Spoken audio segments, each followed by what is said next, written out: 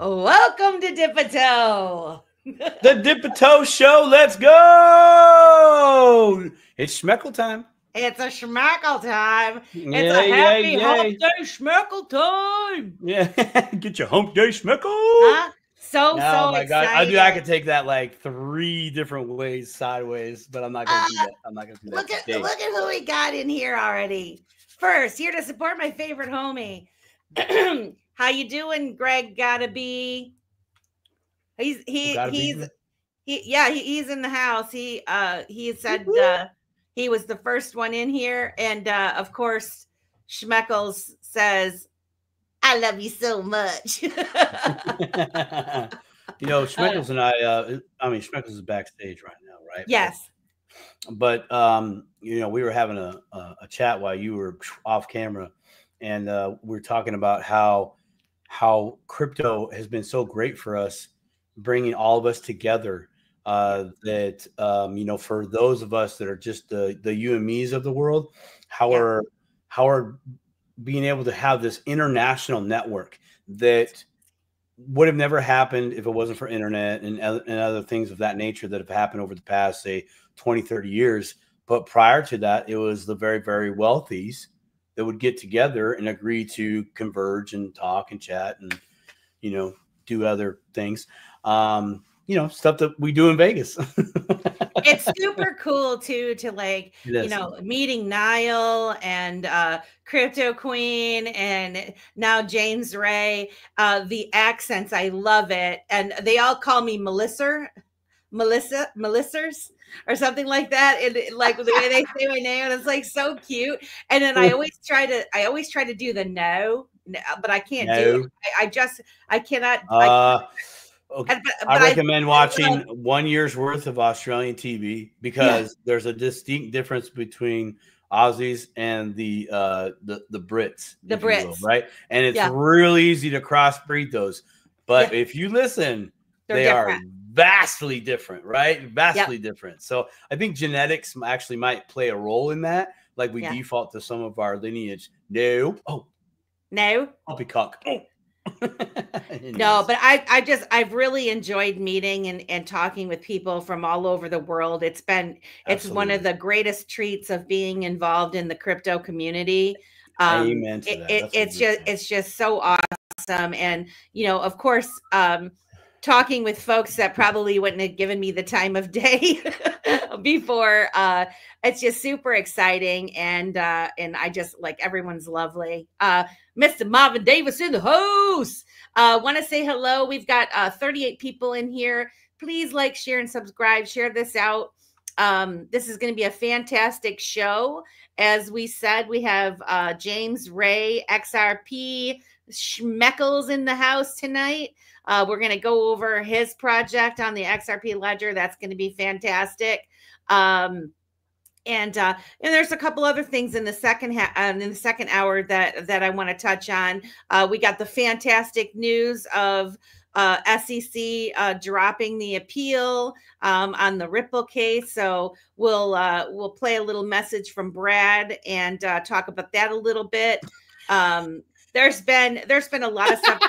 I watched a fantastic podcast today, the All In podcast. Scott Bessent was on, and that was fantastic. And of course, Chairman Powell, the Fed chair, came in and gave his 2 cents on the interest rates and stuff. But hopefully in the second half hour, we'll talk about that a little bit, and we'll have some fun also. But I want to welcome everyone that's in, 48 of you in here now. Becky Forbes in the house, Optimistic Prime, Rosemary, all of our favorites are coming in. XRP Renegade, Marvin Davis, Stone's in the house. Coffee and Crypto with Stone, 9 a.m. Eastern Standard Time on X Spaces. Go check that out. Awesome. Amy's in the house. Who else do we have in here, Simon? Kita, our favorite. Miss Kita. I was going to say, how could you forget? Texas's brightest shining star, man. How could you forget Miss Kita? A lot of stuff going down in Texas too. Verg's son, Tiara, and who else we've got? Susan Roblin, Darla, our little favorite prego ladies in the house. Welcome to Dip a Toe. Wasn't the baby birthed last week? No. Mr. 888 is in the house too. Oh, okay. So no, I think it's any day now. I'm pretty sure. We'll have rub to the ankles. Rub the ankles. If you rub the ankles, you can push the envelope. Oh, Darla says it's tomorrow. It's tomorrow. It's on the books. Put it on the blockchain. Forget it. Prayers and well wishes, Darla. That's it. Super exciting. Super exciting. Congratulations. And, FML Florida Man Landscaping in the house. You guys are coming out. We love you guys so much. Super excited. James Ray Schmeckles. For those of you who aren't familiar, James Ray is a passionate XRPL evangelist who's been streaming about XRP and NFTs for over 3 years. He believes the Ledger's reserve reduction is a game changer and dreams of raising the bar for crypto projects with his Schmeckles token, all while geeking out over Rick and Morty. He's been hyping Schmeckles giveaways, moon halos, and Rick and Morty vibes while escaping the big C, which is chaos. Super excited. I don't know if you guys have ever joined a Schmeckles stream on Twitch, but we're actually streaming on Twitch. I did create my own account, and so he's the one that turned me on to that, and it's super fun. But why don't we get him in here? Bring him on in, baby. Bring him on in. Bring the Schmeckler. Oh. Hey, guys. What's happening? Whoa. Welcome to Dip a Toe. How are you, ladies and gentlemen? The thunder from down under. What's good, my man? I'm so happy to be here. I said it to Simon before, just before we went live, that I feel like I know both of you, Melissa and Simon, because I've been watching the Dip a Toe show for so long, seeing legends like Gotta Be. I have to give him a shout out straight up because, his interview with you guys was fantastic. I love whenever he's on your show. The Dip a Toe show is the place to be. We love Greg.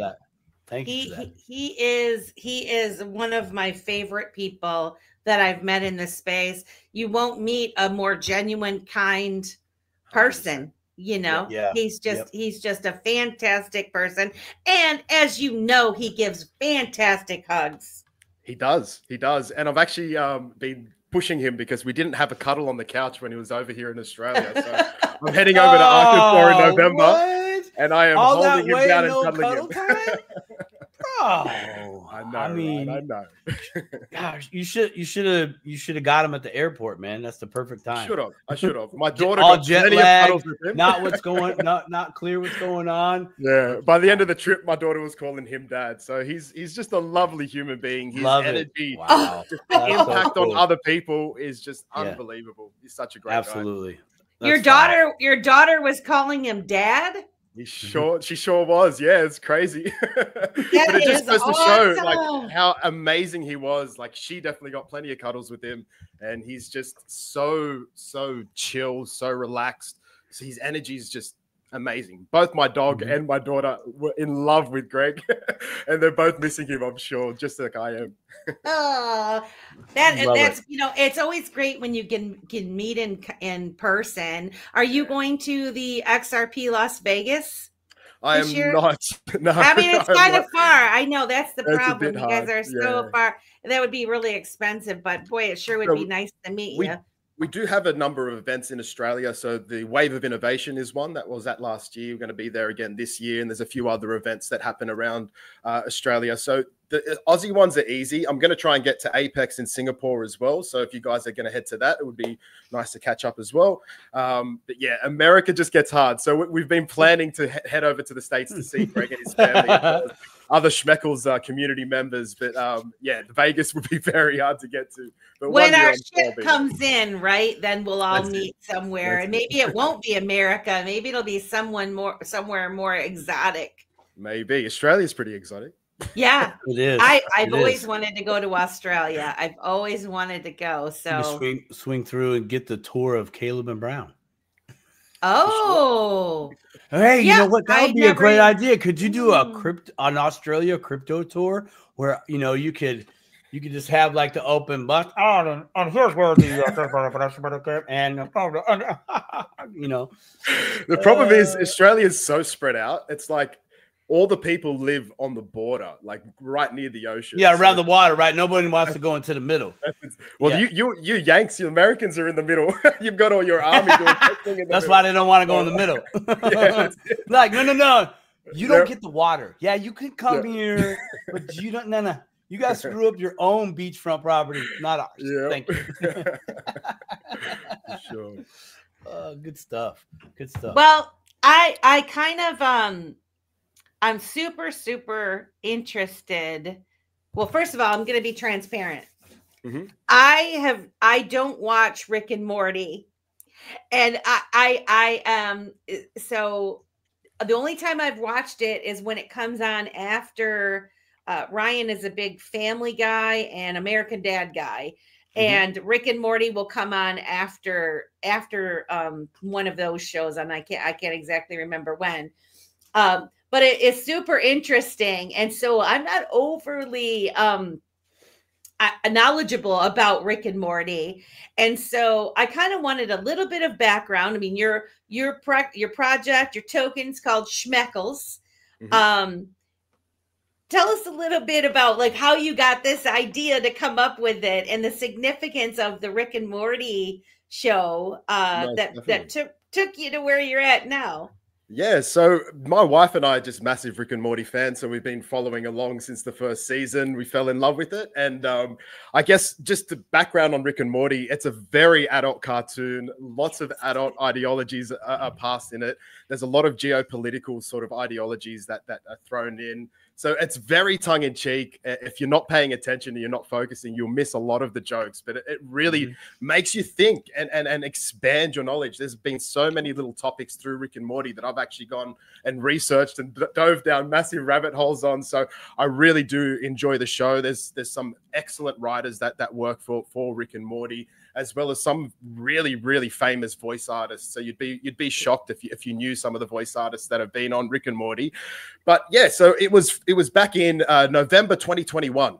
And my wife actually came up with the idea to call a token Schmeckles. And this is something that a lot of people don't know. I think Gottabe is the only person that knows that fact. So it's a little bit of alpha for everyone out there. So she Break it on, dip a toe.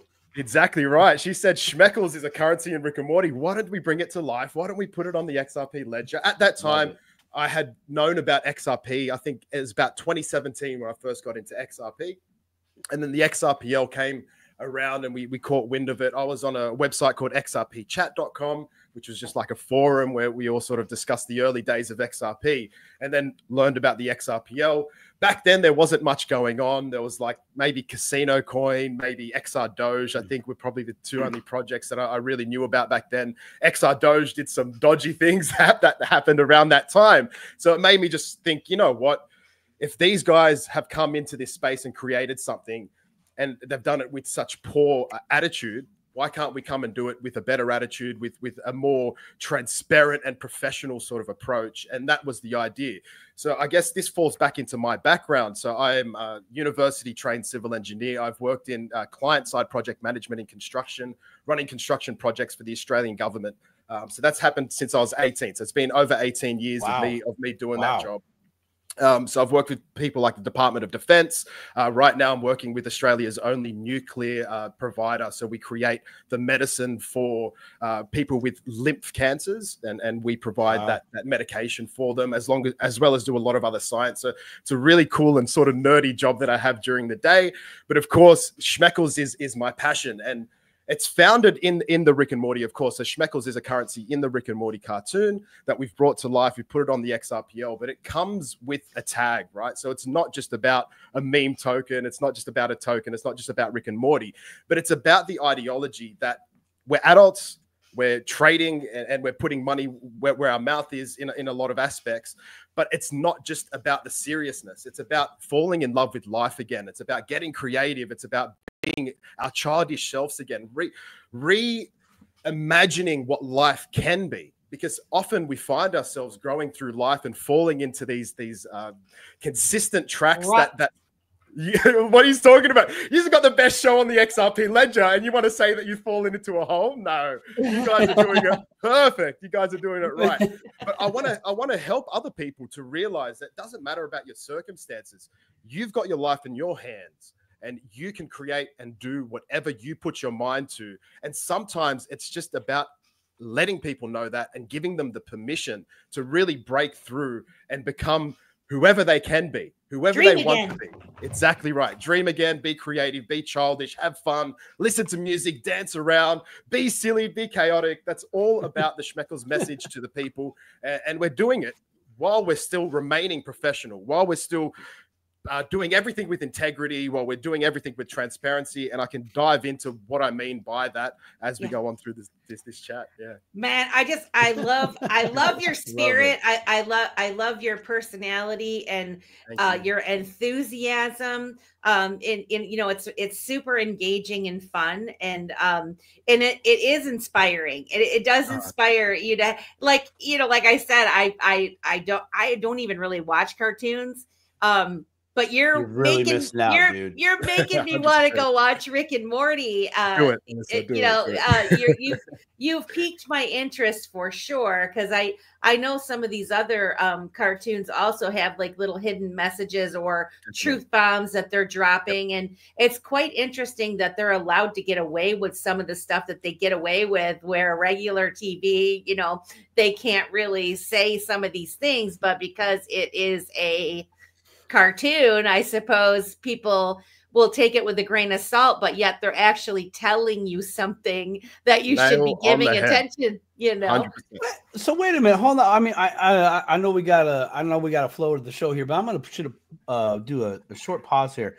Melissa, are you suggesting in a roundabout way that if we all of a sudden became animated, we can say whatever the hell we want? Is that what you're saying? Maybe we ought to just tell like it is. Future Dipito show idea. Let's do it. Wow, man.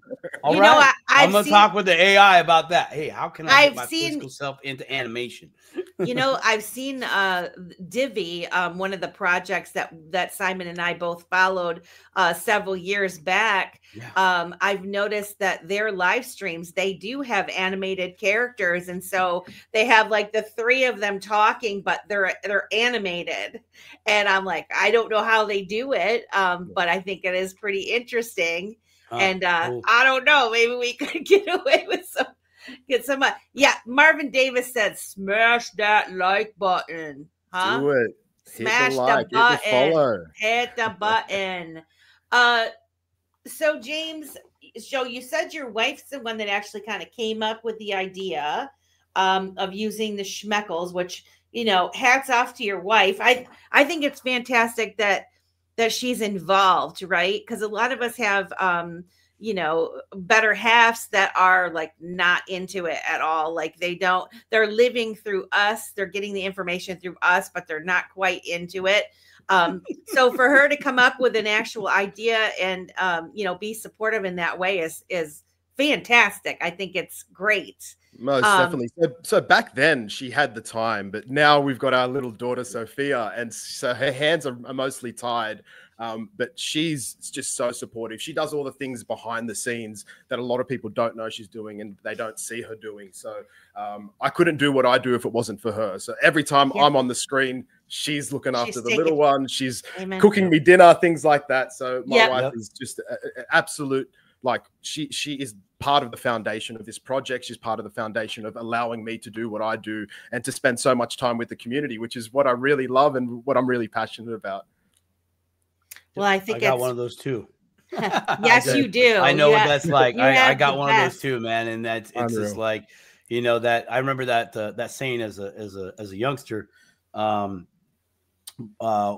behind every great man is an even greater woman. And I got the evidence for life to prove that time and time again. You're calling yourself a great man, Simon? Ah, yes, he is. But my wife would. I got a great wife. I got a great wife. I know I do. Yes, you do. I mean, maybe a little bit. I have my moments.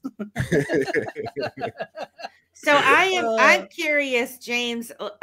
So Rick and Morty being, such a popular show, like everybody knows about it.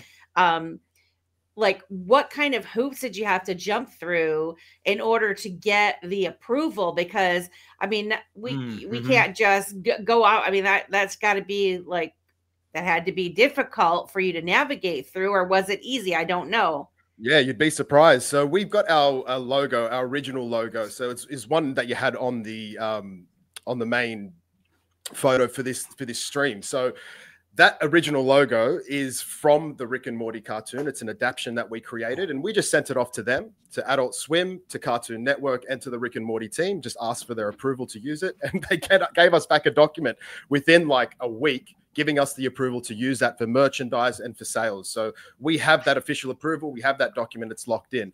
Now, that's pretty much where it's limited, though. So that is where the connection with Rick and Morty ends. So a bit of a background about Rick and Morty. There are two creators. One is by the name of Dan Harmon. The other is by the name of Justin Roiland. Unfortunately, Justin Roiland had some legal issues in the last couple of years, which led to him being kicked off the cartoon. So he's no longer involved in Rick and Morty.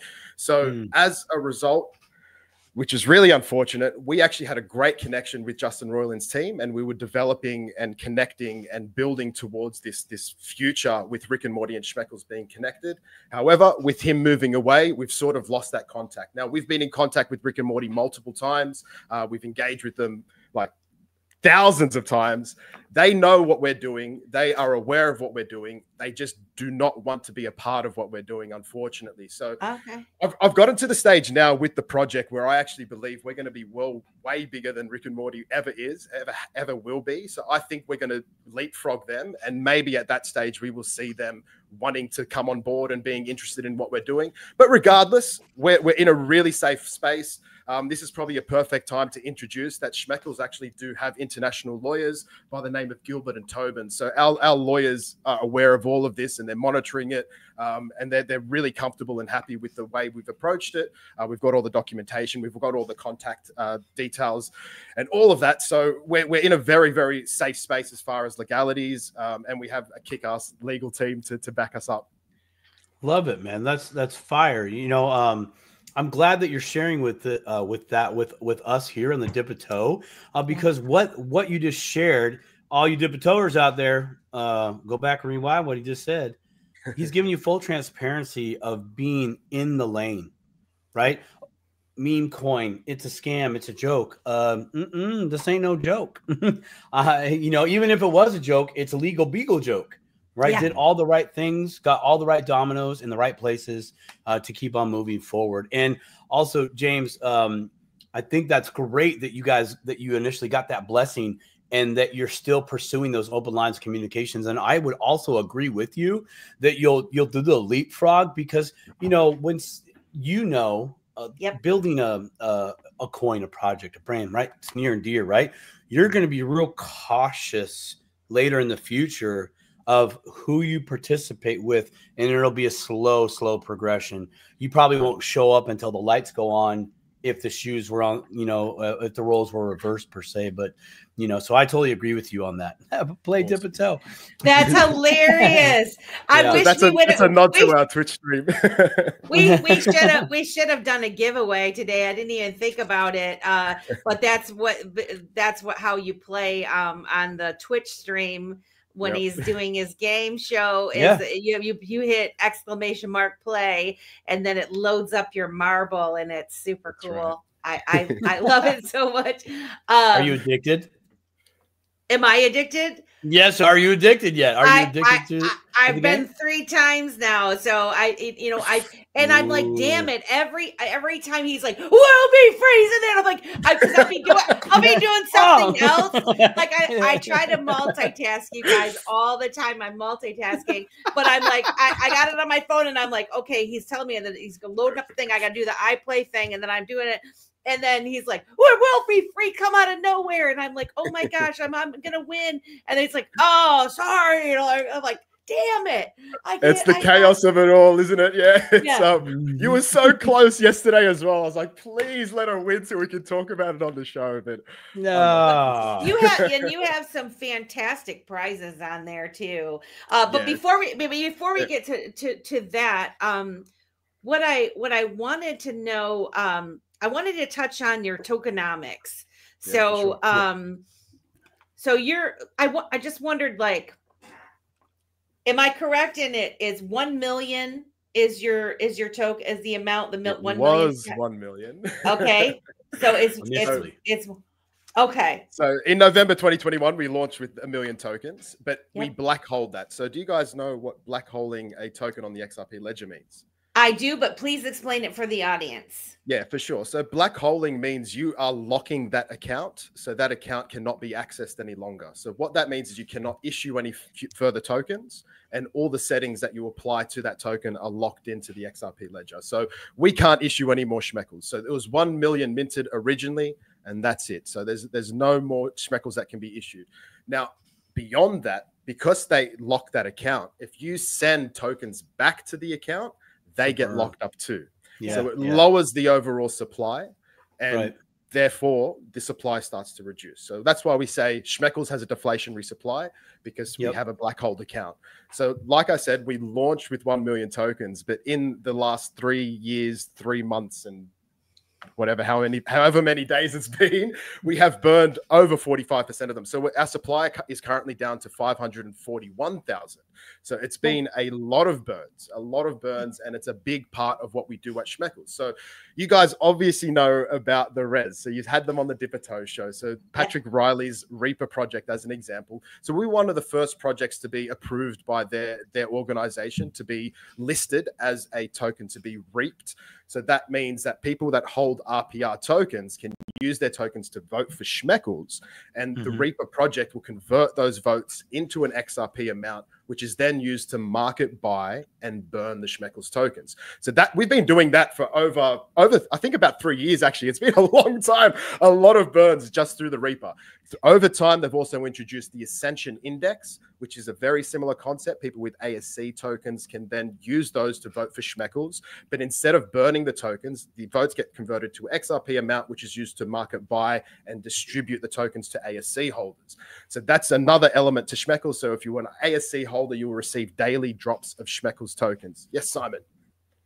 On that, so in the Ascension where you vote for Schmeckles are then acquired, then sold, and then for XRP, and then XRP. No, so they're not sold; they're actually distributed. Okay. So all right, perfect. So to the ASC holders, yeah, that's right. Oh, right, sorry.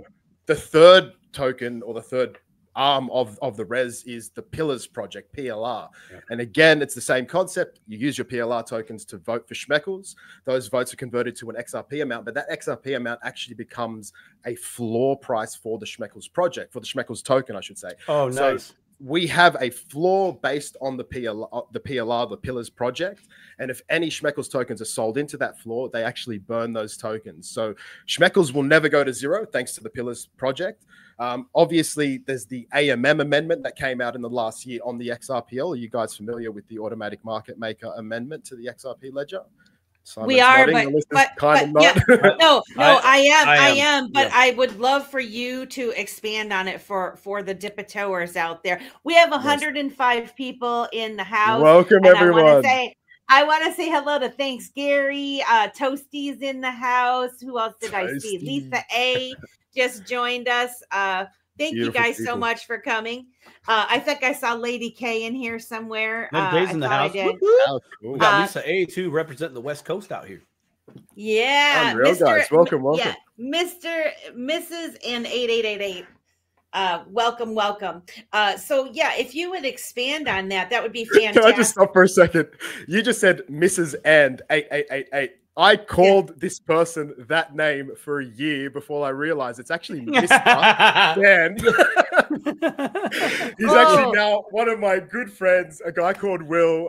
He is Mr. Sand. It's one Mr. of the Sand. moderators for Schmeckles. Yeah, that's hilarious. I just love that you made the same mistake I did. I apologize, Mr. Sand 888. That's hilarious. So I'm AMM, just loving you. The automatic market maker. So the idea behind it is you, like for Schmeckles as an example, is you submit 50% in Schmeckles, 50% in XRP to the same USD value into the AMM. Then in return, you will receive something called LP tokens. LP stands for liquidity provider tokens. So you create an automatic market for your token. So when people trade, they're not dependent on the order book. Now, the order book is the traditional way to trade any tokens, any cryptos. So you sort of say, I want to buy one Schmeckle for, let's say, 0.95 XRP. I want to get it nice and cheap. I want to get it less than the market value. That was the traditional way to purchase. But now with the AMM, it actually will settle orders if they're within the range of the low and the high. And the AMM sort of works in between that range. Now, the AMM can settle transactions on its own. It doesn't have to rely on the order book, but generally they work in parallel to sort of become the market for tokens on the XRP ledger. Why it's so significant is outside of the XRPL, AMMs or market makers aren't native to blockchain. So the XRP ledger has this native AMM, which is superior to many market makers out there. And we have it as like just straight out of the box. You launch a token, your AMM is available and ready to be used. Now it's a fantastic metric as well. So when you're marketing your token, or if you're onboarding new people, your AMM then has a value behind it. So right now, the Schmeckles AMM sitting at about 15% of our overall market cap. Now that's a strong metric. People are generally looking for anything over 10% in liquidity behind a token if they're looking to buy a new token. So what that will mean is as, let's say, everybody at once just all hit the sell button, the AMM will be able to catch all of that to 10% of that overall market cap if people don't withdraw their liquidity from the AMM itself. Now, it gets complicated the more you dive into it, but that's sort of the guts of it. That's the general summary. So we have our AMM. We've got about 15% of our market cap in there. But there's other elements to the Schmeckles token. So everything we build, all our products that come outside of the token, always come back in to support the token. And what we mean by that is we have 7 NFT collections as an example. All of them have a 5% royalty, which means when they sell, 5% of that sale value will come back to the project. Now, we grab that XRP and we use it to market, buy, and burn Schmeckles. So we are helping to provide a uplift in a buy on the token, but we're also reducing the supply at the same time. Now, that's just one of the ways we do it. We do other things. So we have these great burn events happening. We've had so many burn events in the past, but we've got one that's current. And again, it's just sort of, it's pushing the community to do something with their XRP rather than just hold it. And in this instance, we're saying if you buy XRP, if you use XRP to buy Schmeckles, in return, you'll get some physical limited edition products. And these are some of the products that we're going to get out. So there's a community member in both the Res as well as the Schmeckles community called Dag Woodius. I don't know if he's been in here before, but he's created these awesome. Yeah, I've seen those. Yeah, those are fire. Yeah, I saw. Yeah. We want to get them out to the community's hands. So we thought, what better way than to stimulate some volume in the Schmeckles project, as well as to destroy some tokens. And it's a way that they can pay under the value of the actual product, but also get that product into their hands in a way that supports the project. So this is just the idea we have behind everything. The same with our Twitch streams. So on our Twitch streams, we have a prize wheel called the Whirly Dirly. Some people may spin that and land on a slice, which actually burns Schmeckles. So that comes out of my personal supply. I guess another thing that I should have added earlier is Schmeckles is fully distributed. So the project remains to only hold 1,000 of them for giveaways, and we buy them back whenever that amount drops down. But the project isn't holding like a 20-30% chunk like you see in a lot of other tokens. We wanted to get the tokens into the community's hands. We did that through free distributions, which was very silly in hindsight, because it resulted in people selling and reducing the value of those tokens. But we've built that back over the years. And that's the beauty of this project, is we've been through a bear market. We still remain, and we're still building strong. Can I ask a question? So the information that I got was the 1 million, you started with 1 million, 50% were airdrop, 25% for giveaways, and burns, like with the Reaper, the res that you're talking about. Is that accurate? How it initially started? Yeah, so that's right. So the initial starting idea was we wanted to get 50% out to the community through giveaways. We wanted 25% to remain with the project and 25% for other dev related building ideas. However, we ended up distributing 75% and we burnt the other 25% because we're absolute maniacs. We just thought that was the best case scenario for people holding Schmeckles. And that's the way my mind always thinks, is what's the best thing for the community. It's never about my pocket. Like I said at the beginning of this interview, I've got a really good job that I've been working in for a really long time. So I earn my money elsewhere. I don't take my money from the Schmeckles project. I put so much money into the Schmeckles project because I want to see the community win. I want to see the community happy, and I want to give them something that they can believe in, where there's not only just a product, but there's an ideology around it. Yeah, so God, I got so many questions. There's two things. Number one, I guess, would you do it differently? Would you set it up if you were going to create a token from scratch again? Would you do it the same, or would you change it? And then my second question is, I would love for you to go in more detail on the importance and significance of burning these tokens, because you've mentioned it a lot. That's a big backbone of your project, and I want the dip-a-toers to understand why you're burning the token and what that means for them if they are a Schmeckles holder. Yeah, so for sure. So sorry, Melissa, the first question was around. The first question was, would you do it again the same way? Right. Yeah. I'd do it different, because what we did sillily, but this is what we did back then in the XRPL. It wasn't just Schmeckles, as everybody, is you just distribute it to anyone who sets a trust line. So on the XRP Ledger, if you want to hold a token, you need to create trust with that project by setting a trust line. When that trust line is set, the project can see that it's set, and we can distribute tokens to those people. So that's how we did it. The issue with that, and it's just the issue with any financial item in all of life, if you receive something for free, you don't respect it. And that's what we found. People received these products for free, and as a result, they just got rid of them. They wanted to get their XRP back and move away. So that's definitely something that we would 100% do different. We would not give things away for free. We would probably create competitions and do giveaways where there's a competitive nature to the thing that they're winning, so they feel like they've earned it. Because if you earn something, you're more than likely to cherish it. So this is the mistake that we made. But like I said, it wasn't just us. It was every single token. This was just the standard thing to do on the XRP Ledger at the time. But if I had my time again, I wouldn't do it. So what ended up happening, and like I said, Schmeckles is about full transparency, is when we did those airdrops, we had bot farms or account farms, whatever, however you want to label them. But it's just like an individual who created 1,000 accounts, whatever it was, and they all receive that airdrop, and then they just compile it into one wallet and sell it all. And they've been selling it over the years. So those sales for the first like year and a half, 2 years were quite frequent. Now we never see them, which is fantastic. We've sort of moved away from those people who farmed our token originally, but it's something that a lot of tokens never recovered from. A lot of tokens ended up rugging or leaving and moving away because they couldn't compete with these people who were looking maliciously to take value away from projects. So yeah, so that was the mistake. Now the burn, to go to the second question, why the burn is so significant. So if you have 100 of something, and then all of a sudden 99 of them disappear and there's only one of that something left, but there's still 100 people that want that one something. Now there's competition. So it's the whole ideology of supply versus demand. If there is a remaining demand and the supply is reducing, then that demand is going to drive a higher value. So it's just a very basic economic sort of ideology that we wanted to implement into Schmeckles. So we've done this already. So the demand has been there. Demand, we're trying to increase that demand. And I believe with what's happening now. So for example, we're talking about the SEC court case, SEC removing their appeal. So we're going to see a lot of people hearing about XRP.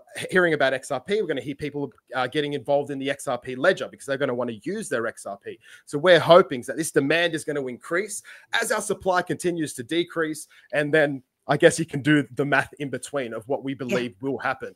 So this is all about creating limited edition type products. Everything we do, we try and make it limited. We've got Dag Woodius's tokens, limited edition. We've got physical products, like we have a card game that we have, which is based or with our NFT collection. So you can get all of these cards in NFTs, but you can also get them in card versions. And now we had the community vote on whether they wanted to make this product a limited edition. It was voted as a limited edition. So now there's no more of them being created. So all those people who have got their hands on these cards, all of a sudden they have a really rare Schmeckles merch item that maybe in the future might have a lot more value than when they received I was just gonna say, I'm like, when baseball cards here in the States first came out, ooh, if you got any one of those, it could be the worst player of all time.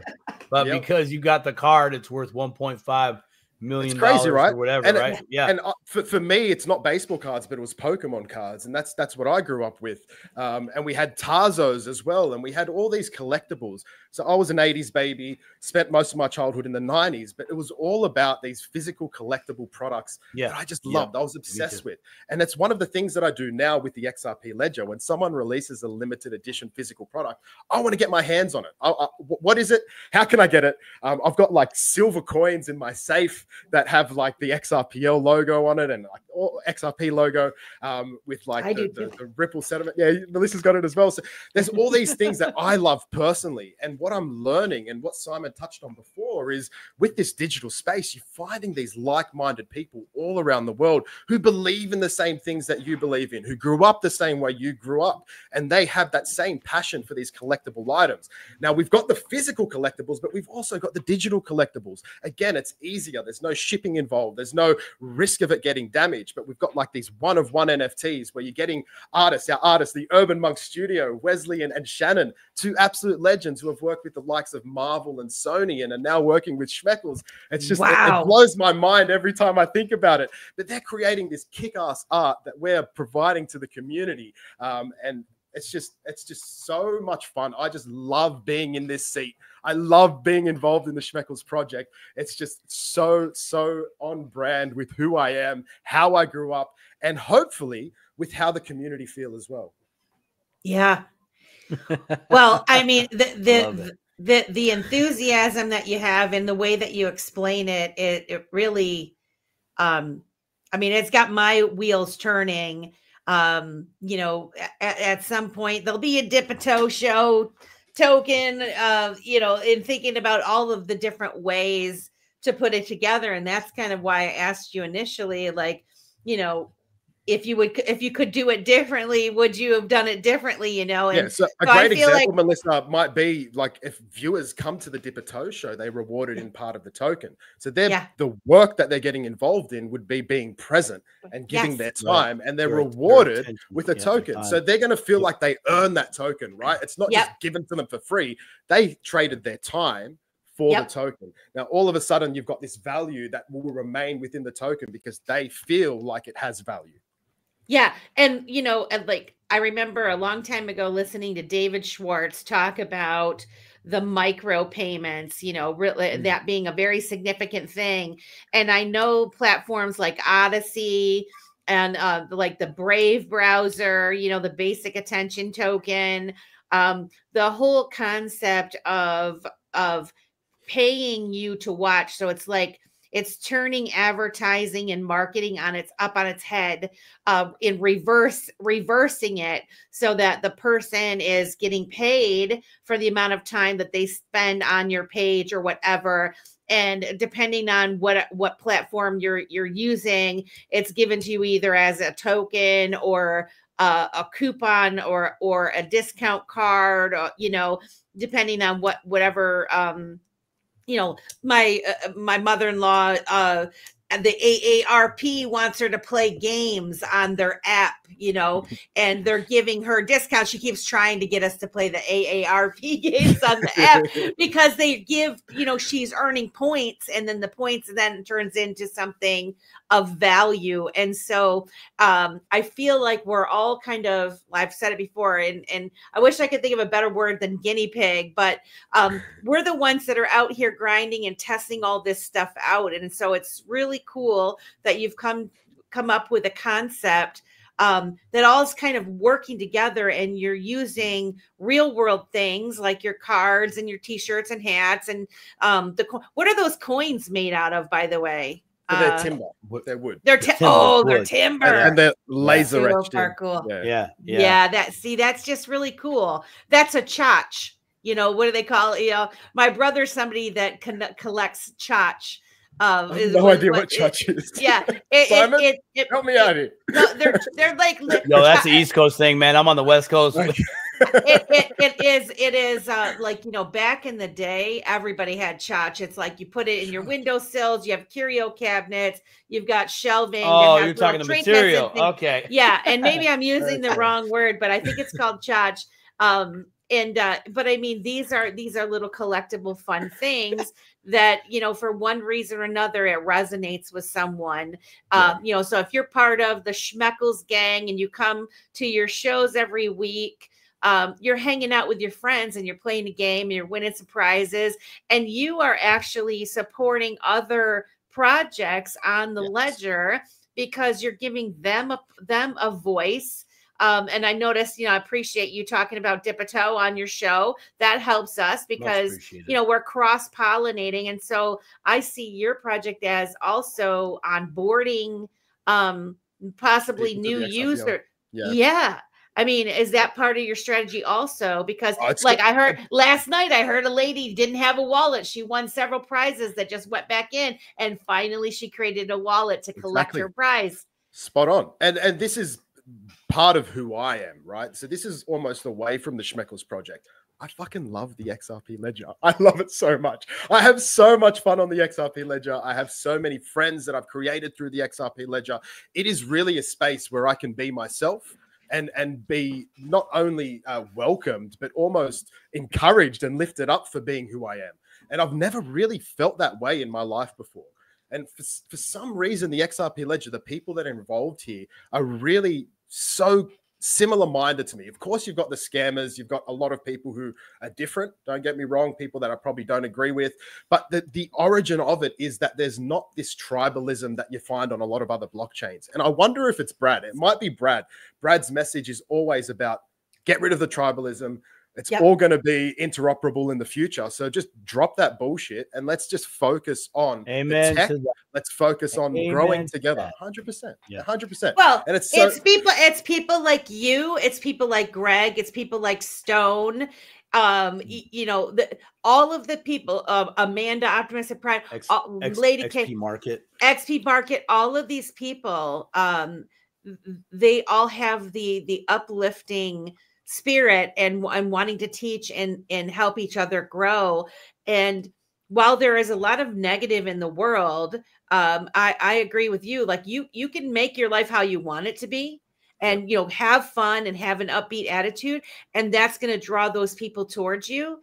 And when you're spending your time hanging out with people that are like that, the outside world doesn't affect you like it does others. If you're surrounding yourself in all the crap, you know, and so it's like, hey, I don't know what you guys are doing over there, but we're having a blast over here and we're building stuff and we're working together and uplifting, you know? Exactly. I mean, hats off to you. 100%. So just to go back to what you said, so that's a big part of the stream is we buy NFTs, we buy tokens off other projects because we want to celebrate the entire XRP Ledger. And then we give them away for free. And then you get legends like Stone and like Greg who provide us with tokens. And they're like, you give them away to the community because we love what you're doing. We love that we have a voice through you on your stream. So we're going to try and get involved. So Stone's with X Meme. And then Greg is with a fantastic project. I'm going to shill it here because I know you guys have interviewed him before, but just in case someone doesn't know, Greg runs a project. He's a CEO of a project called ARC.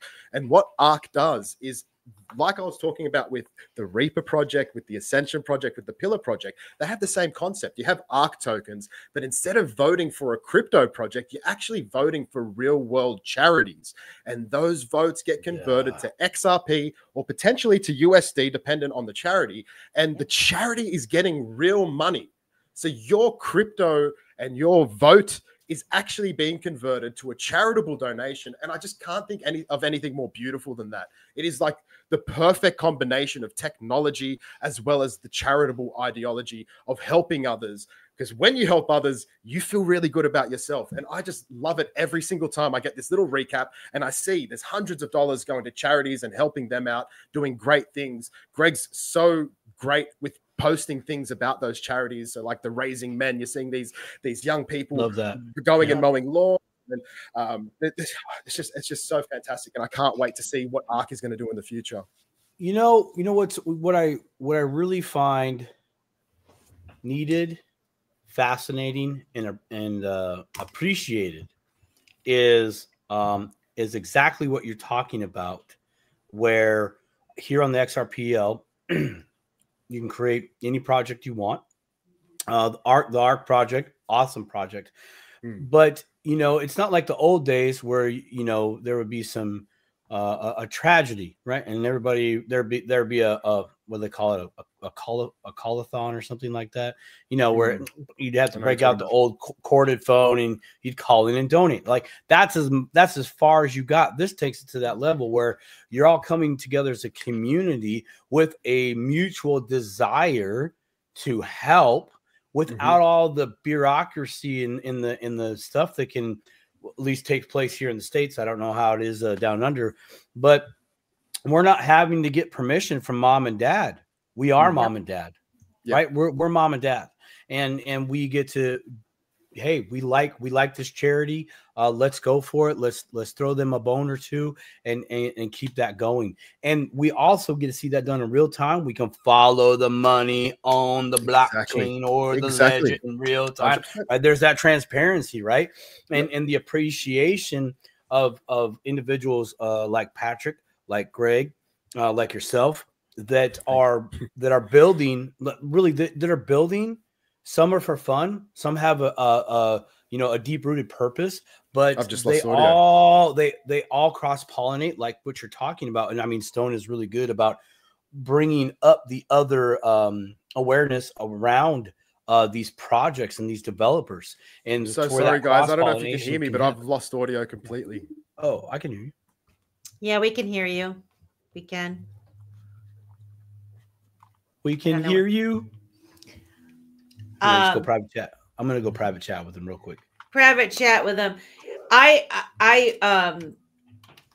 It's definitely something that is unique in the XRP community, how well everybody is working together when you compare it to other chains that are out there. I don't know if he needs to leave and come back. Just let him work it out. See what's good. Let him work it out.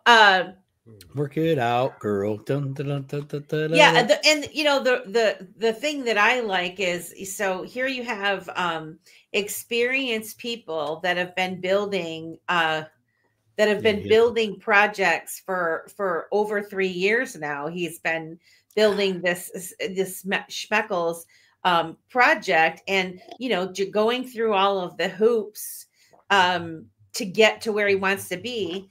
And it's remarkable. And one thing I want to say, we have 167. You gonna let him in? We have 167 people listening. Are you back? I'm back, and I can hear you guys. Oh, was it this? Was it I this? don't know what happened. He is probably playing with his buttons and muted it. No, it wasn't. It wasn't. I swear it wasn't. I have no idea what happened then. I've just shut down a few little applications because I do have a whole bunch of things open. Maybe right? Yeah, that's a problem of mine. I have like so many tabs open. I'm like, what's going on there? What's going on there? I was just comments. Hey, we're back here. Yeah. I was just saying we have 170 people watching now. Dipitoers. Please like, share, and subscribe if you're not subscribed to the Dipito Show. Dipito Show on X and at Dipito on both Rumble and YouTube and Facebook. We really need to get our numbers up so we can get the algorithm so that people actually know that we exist, because we have so many great interviews, so many great people like James Ray in the Schmeckles project. And it'd be just awesome to be able to share it with more people. So if you guys would please like, share, and subscribe, even if you got to go off and go do it. It'd be super cool to get like 10 more people at least. We're over 600 now, so that's pretty awesome. But the other thing I wanted to say is that, now we got 172 people. For the dip-a-toers listening that might just have come across this channel, this is a perfect example of, showing people are building real world things. Crypto, there's a lot of people that are out there that are scared about crypto. They think it's just, 2112. Oh, you're so nice. I can't believe you put that up there, Simon. I had to. I wouldn't be your homie if I didn't. I was waiting for Melissa to say that's my husband or something. I was like, did Ryan just get on, dude? Did he just create an account? Let's go. Anyways, no, but I just want to say that there are real things being built and people that are very serious about it, and we are kind of the guinea pigs of the crypto space. We're trying to figure out how things work. And like James Ray said, he started his project. There's things that he would have done different, but he's still here.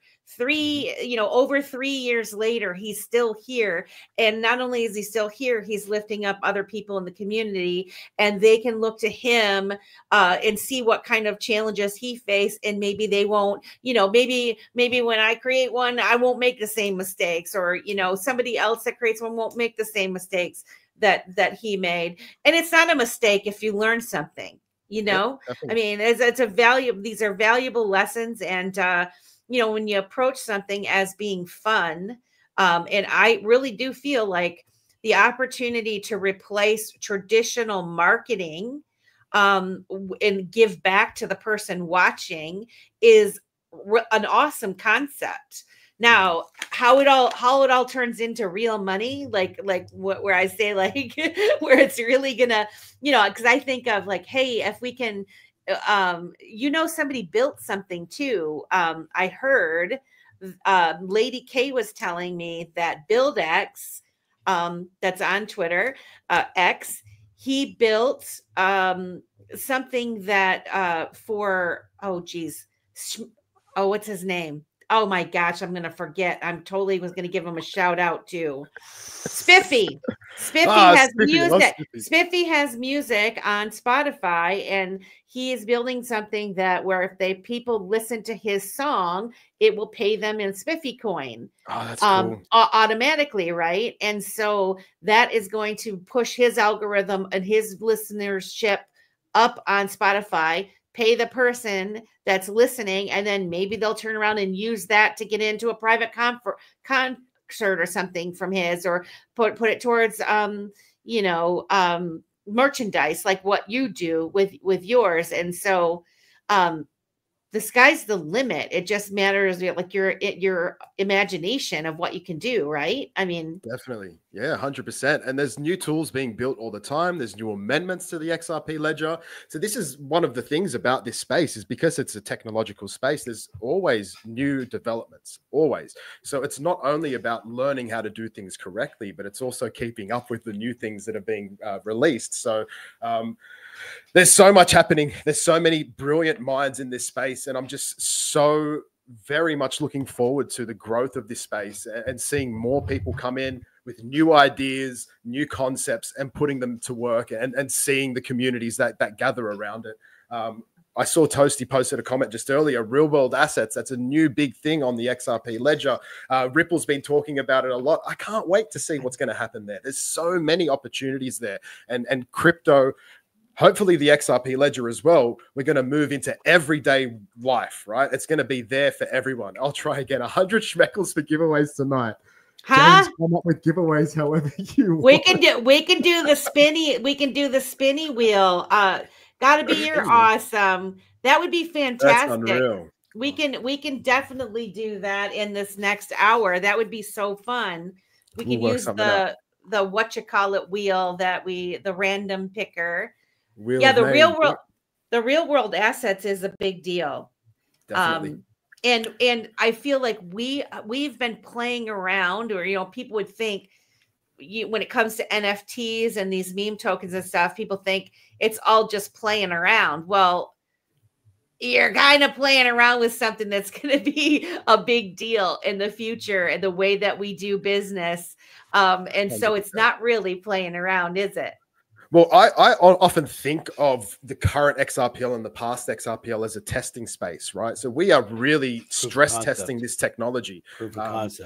Whenever there's a new big user interface. So if you think about First Ledger, have you guys heard about First Ledger as a token launching website? So when First Ledger first came onto the XRPL, they broke the XRP Ledger. They created so many transactions that the XRPL infrastructure couldn't keep up. So as a result, more infrastructure was implemented, and now the XRPL is humming along perfectly. So these things will happen, and it will happen with time. And if it's not for us here testing things out, finding bugs, submitting them for amendments, voting on amendments, having the amendments passed, if all of that didn't happen, then there wouldn't be a trialed and tested space for the real big money to come in and put it to work and put it into practice in what they've already got as a product or as a service. But yeah, it's all about us doing this testing, being on the floor and really getting stuck in. Like Melissa said, NFTs have so much potential, from legal documentation to really silly images. It's and everything in between, right? So the NFTs are a fantastic thing that we've seen develop through the years on the XRP Ledger. A lot of people were back in the days of the 14 NFTs. I can't even think of the names anymore. But yeah, so the progression of NFTs has been something that's really easy to track and see. And now we're in a space where you can just create an NFT directly on the XRP Ledger and trade that with other people. So there's going to be continuous developments in this space. Real world assets is the new hot topic. So I'm really excited to see where it builds and where it grows to. And the other thing for those of you that are new to crypto and you stumbled upon the Dipito Show, this is your opportunity to participate in the future, work through things, test things out. You're learning, and part of the reward for doing that is being in the know of these new projects that are up and coming, or bigger projects like XRP Ledger, XLM, XDC, these types of things. You are going to be able to, maybe not financial advice, as we said at the top of the show, but you might be inclined to get into one of these and get yourself a little bag where by the time that this is all ironed out and it's good to go and the green light's on, you won't be able to enter in. So we're kind of getting paid with opportunity is the way I see it. And so therefore I feel like it is worth giving my time and attention to, because I'm growing, I'm meeting a ton of people, and it is the future. And plus, it's just super exciting to be able to say, I was there when, there's the one fella that's always screaming, it says like, where were you when, what did you do when you tell your family? You know what I mean? Yeah, I'm going to be the one that's going to say, I was there and I had a Dipito Show, me and Simon, and you can go watch it on the replay, brah.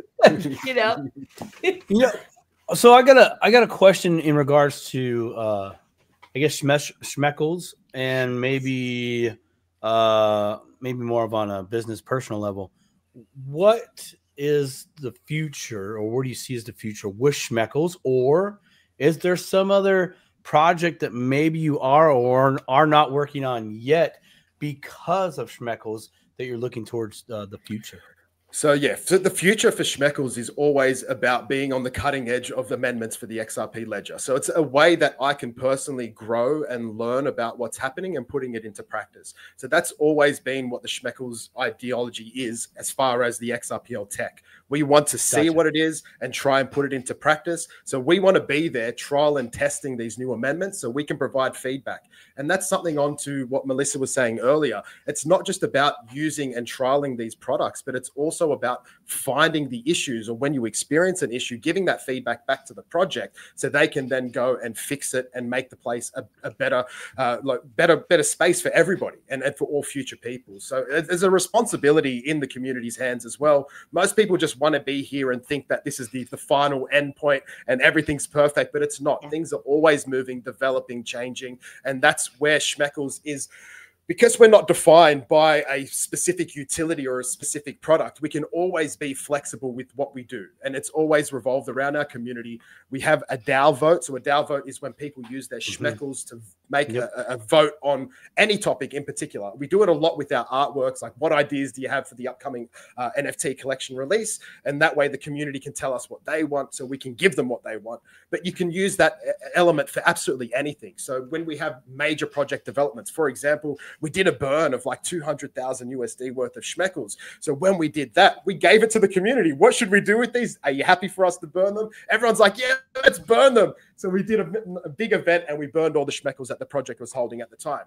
And not only does that work as a promotional tool, but it's also, you know what, it's us interacting with our community, giving them a voice, giving them an opportunity to speak up and be involved in the way we move forward with our direction. But like I said, the beauty about Schmeckles is we can be super flexible, Simon. So what I'm always interested in is what is happening on the XRPL and how can we implement that into Schmeckles to make Schmeckles go up that next level, as well as to test things and educate the Schmeckles community about what's available and what the potential opportunities are coming to the XRP Ledger. Because I do truly believe the XRPL is the place to be, and it's going to be doing so many things in the real world, in the old business trade, but it might not just be at the forefront. So people may not see it. It might sit behind, and everything that they're seeing on like a trade perspective is how they've been doing it forever. But you're going to have more efficient, safer and cheaper technology running these things behind the scenes. And that's really what got me hooked on XRP to begin with, to be completely honest. You know, it's fire that you're literally, maybe you know this, maybe you don't, maybe you've made the correlation, maybe you haven't, but you're literally taking your construction project manager, you know, skills, right? Bringing them to the tech space. And, you know, Schmeckles is Schmeckles, but I'm thank you for sharing that about what Schmeckles really is actually, and you're really highlighting something that I don't think really gets highlighted in this light, and that is it's a continuation of testing the system and the technology out for global use, right? So when you think about, or when I think about, hey, I'm going to be a part of the Schmeckles community, there's a bigger purpose, not just, hey, look what I got, haha, funny. It's a, hey, we're going to run simulation in real time, in real life, right? We're going to see how this works. Okay, we're doing limited edition deck of cards. Well, maybe in the future, that's limited edition, second gen Michael Jordan shoes signed by him, et cetera, right? You know what I'm saying? Like it replaced the one thing with another. It's proof of concept again and again and again, finding the problems and running up the food chain saying, Brad, this don't work like you say it does. I haven't ever spoken to Brad. You gotta get your people on it, Brad. Okay, much love, dude. Good job on the case, but we got a hole in the ship right here. Come on. 100%. And that is really what the XRPL community has been doing, is people are very, very vocal. It gets frustrating at times because people get emotional, but really the sentiment is we want this to be the best place possible so we can onboard people and make this the place that we all know it's capable of being. And yeah, it's happening. It's happening in real time. So it's super exciting. It's happening. There's something else though. Imagine this in the future. And I could see this happening. And this is kind of a little bit off topic. Dipper Towers, last week, Melissa and I were chatting back and forth about, people getting laid off, et cetera, et cetera. But that led into talking about us, and we're in the crypto space. And she's like, well, you could go get a job somewhere in the crypto space at a company. And it hit me like a light bulb, like, oh, I could. 4 years ago? No way. No way. Yeah. 8 years ago, definitely not. Right now, all the institutions are like, we need people that know this. So, you know, so here you go. Here, when they ask for a resume, you pull out your phone, pull out your wallet. I'm a part of this one. I've been there for 5 years. I've been doing this for here. I've done transactions here. I've done this. I've done this. I've done this. In fact, I'm going to leave these addresses with you, and you can follow the money. If you can't, give me a call. I'm $125 an hour, but for you, I cut a deal, $124.99, and I'll see you Monday. But it's so. Like there's been so many people that are involved in this space and probably don't identify what you just labeled, and that is they have so much knowledge, and that knowledge is powerful, and it's also marketable. So spot on. We're going to see so many companies, especially now that Ripple aren't involved in a court case, so many companies looking at this tech thinking, how can we implement it? And there's so many people on the XRP Ledger who have probably just been here for enjoyment, who now have these employment opportunities by providing their knowledge that they've developed over the last 3, 4, 5, 6, 7 years and put it into play for that business. And it may just be an advisory position, but it could also be a technical position. Who knows? Yep. I would say both. Earlier today, I was able to stay at home and do some of my work, not to earn the money work, right? And I took some advice from a friend to watch a panel, and this panel was the Blockworks 2025, something like that. Yeah, Blockworks Summit in New York, and it was about hedge funds and kind of the current companies that have taken the leap of faith and going into the crypto space. In fact, one of the individuals, if I still have him up here, maybe I don't, is oh my gosh, what's his name? He's gone. Oh no, Siegel. It was Matthew Siegel was on one of these panels, and he's from Van Eck, and it was really interesting to hear these trade finance guys and ladies that's where they came from, right? And they are literally dipping their toe at a bigger price point level, but small to them, to see how this works. And it was so interesting to hear that there are people out there and companies out there that are doing it, but I realized that no, we're not there yet. They know, like, we're still not there. Like, they're talking to, wealthy individuals and companies that are there to hear their take on it. Like, so where are we really? There was a gentleman up there talking about DeFi, and he's like, DeFi is still the wild, wild west, but my company handles hundreds of millions of dollars for institutions like yourself in this space. But yes, there's a lot of different metrics. And what I found interesting is they touched on the fundamentals of trade finance. It's like, nope, all like 90% of that just right out the window. What you would do in normal trade finance, all those fundamentals are gone. And they really, really, really explained it very well, especially for the Main Street individuals. And again, it was just another piece of validation to where you, Melissa, myself, and everybody in this chat right now, we are crypto 365 days a week. Even if we don't want to, we are. Like, we just are, right? When we come to the real world and, maybe go to the grocery store, pick up some food or some needed items, it's like, you guys still don't know about this, like, at all. And that's okay. It's just like, oh, we got time. Well, just keep buying, One thing that sparked my memory from on previous shows that we talked about is how, listening to another one of those summits or private meetings that they have, and where they were saying that, you've got your TradFi people, your DeFi people, your crypto people. They don't have a lot of people that know both. You have somebody that's super great at traditional finance, super great at DeFi, but they don't know both. And so, there is a delay with that, because you got to train the people to be able to do it. And then the other thing that, Simon and I talked about this afternoon was that, this whole thing has to be handled delicately. so the delay with regulations and all in getting these big companies and the ETFs. I said EFTs earlier. The ETF approvals, which I think there's like 9 or 10 for XRP now, that are on the table. But it has to be handled delicately, because just like a bank, you don't want people going in and ripping all their money out of the bank.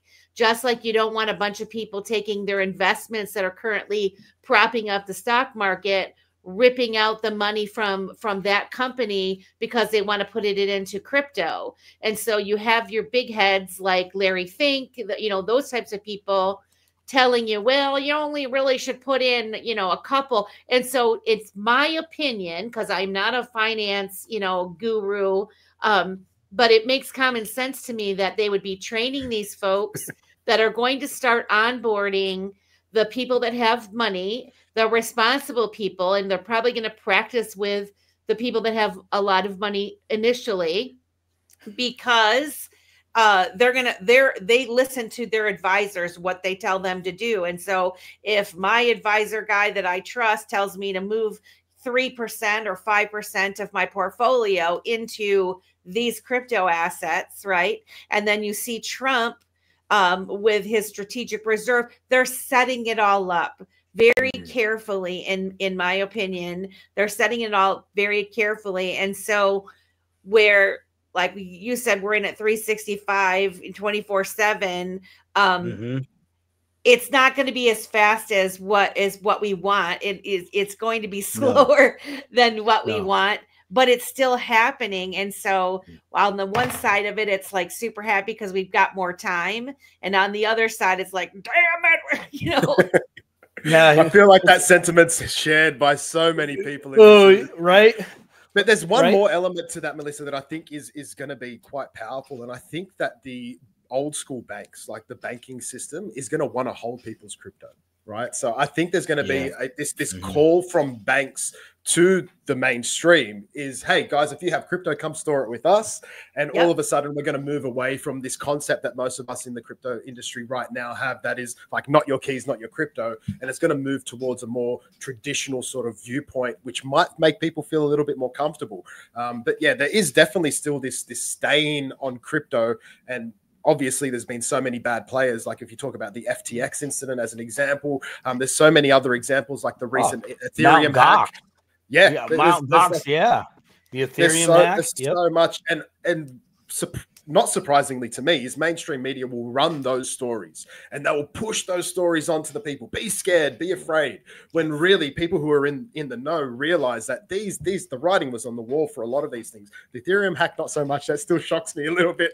But a lot of the other things that have been happening, like it's been quite clear to us. And that's why things like your starting disclaimer is so important, guys. Like, not your keys, not your crypto. Always do your due diligence. Really get to know what you're doing. If you're going to invest in something, make sure you know about what you're putting your money into. Don't just go willy-nilly throwing your money around everywhere. Don't invest what you can't be prepared to lose. Like, some of these are real like fundamentals of crypto investing that I think a lot of people sort of skim over because they get excited, they get emotional, and they allow those emotions and feelings guide their decision making, when really you need to be as logical as possible when you're dealing with money. And this is one of those spaces where, there's a lot of fun to be had. There's a lot of education to be learned, but you still need to be diligent about your decision making and really protect yourself, because you don't want to find yourself in a position where you're struggling for money and you can't pay your rent or you can't put food on your table. Like you still need to focus on the real world. And that's why most of us have to remain as flexible as possible, because we're in crypto 24/7. Don't get me wrong, but we've still got a wife, we've still got kids, we've still got families, we've still got a day job. So we need to find that balance. 100%. Absolutely. And Melissa, to piggyback on your it's going to happen, but not fast enough for us, I would say that it's not going to happen fast for us. I totally agree with that.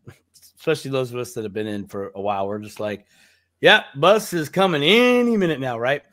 But I think for the institutions, companies, I mean, heck, even the governments, we have seen a pivot and an uptick in their in their speed to get things done and at least established, like bringing this to the forefront of the conversation and implementation, and so 10 years out, where are we going to be? 5 years out? I really think we won't recognize the world as we see it right now. Even as fellow cryptopians, we're going to be like, wow, actually that did happen pretty fast from that point going forward. The buildup's always slow.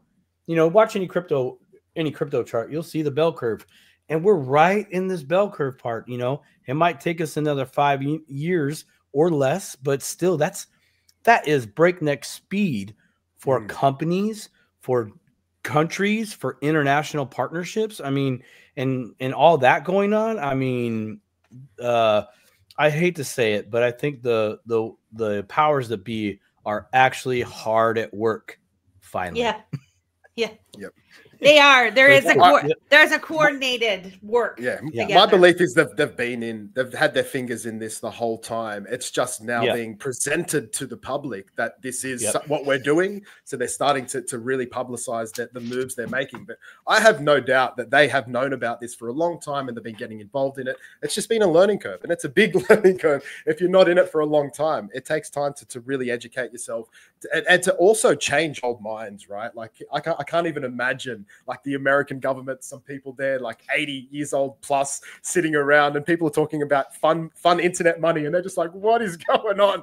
And I imagine those types of people would be very difficult to convince and to bring on board with, this is a new technology, this is going to change the world.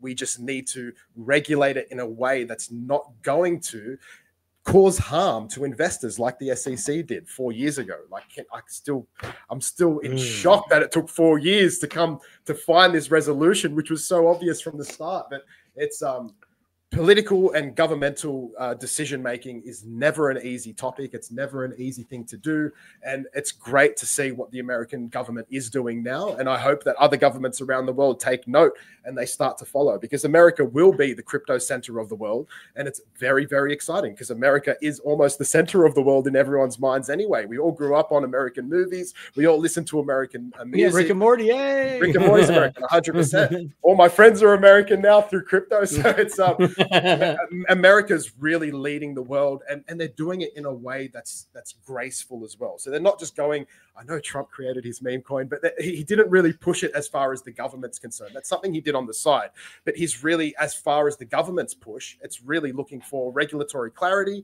and now working towards how can we get implementation, how can we do this the correct way to ensure that there's this growth in this industry, which we know is going to change the world. You know what else is super fascinating is, and I do agree with you, with us being the world reserve currency and the leaders, right? We're always look to what happens in America, the rest of the world follows. I mean, that's what I've kind of, been told. It has to be handled extremely responsibly. And the fact that we are transforming our global financial system, what is unique to crypto and the digital asset space, distributed ledgers, the blockchains, all of that, just you creating a token and thinking about tokenomics and how that works. And you could apply that on a large global scale. And when we know about like how our money is created out of thin air, out of debt, the house of cards that form. And we never really thought about that kind of stuff. I never did when I was growing up. It's money, and you go to your job and you get paid money and they take out taxes, and but never really had a connection with what it really was, where it came from, and none of that stuff. I just trusted. And so that's one thing I think about the people that are in, most of the people that are in the digital asset space are really trying to teach themselves, and anybody that's building something will fastly find out about tokenomics and having to figure it out. And as you said, there's been several projects that, just got taken out completely because they went into it, jumped in instead of dipping a toe. They jumped it like they did a cannonball, and they were like, "Well, shit, that didn't work," you know. And not sometimes it's not a shit. Sometimes it's like a mother. Oh, I hurt my neck. I'm going home. My back. I'm going. Can you drive? Yeah. Does your phone work? Can you get Uber? It's and hey, it wouldn't be a bad thing if they did that and it was just them moving away. But the unfortunate reality of that is they're harming so many people who believed in them and believed in their idea. And I just like the United States dollar and the that's it, Melissa, right? Oh God, now we're gonna get shut down. All that stuff we were trying to be careful from earlier, and now you just boom. I mean, I'm just saying, but these are good lessons, you know.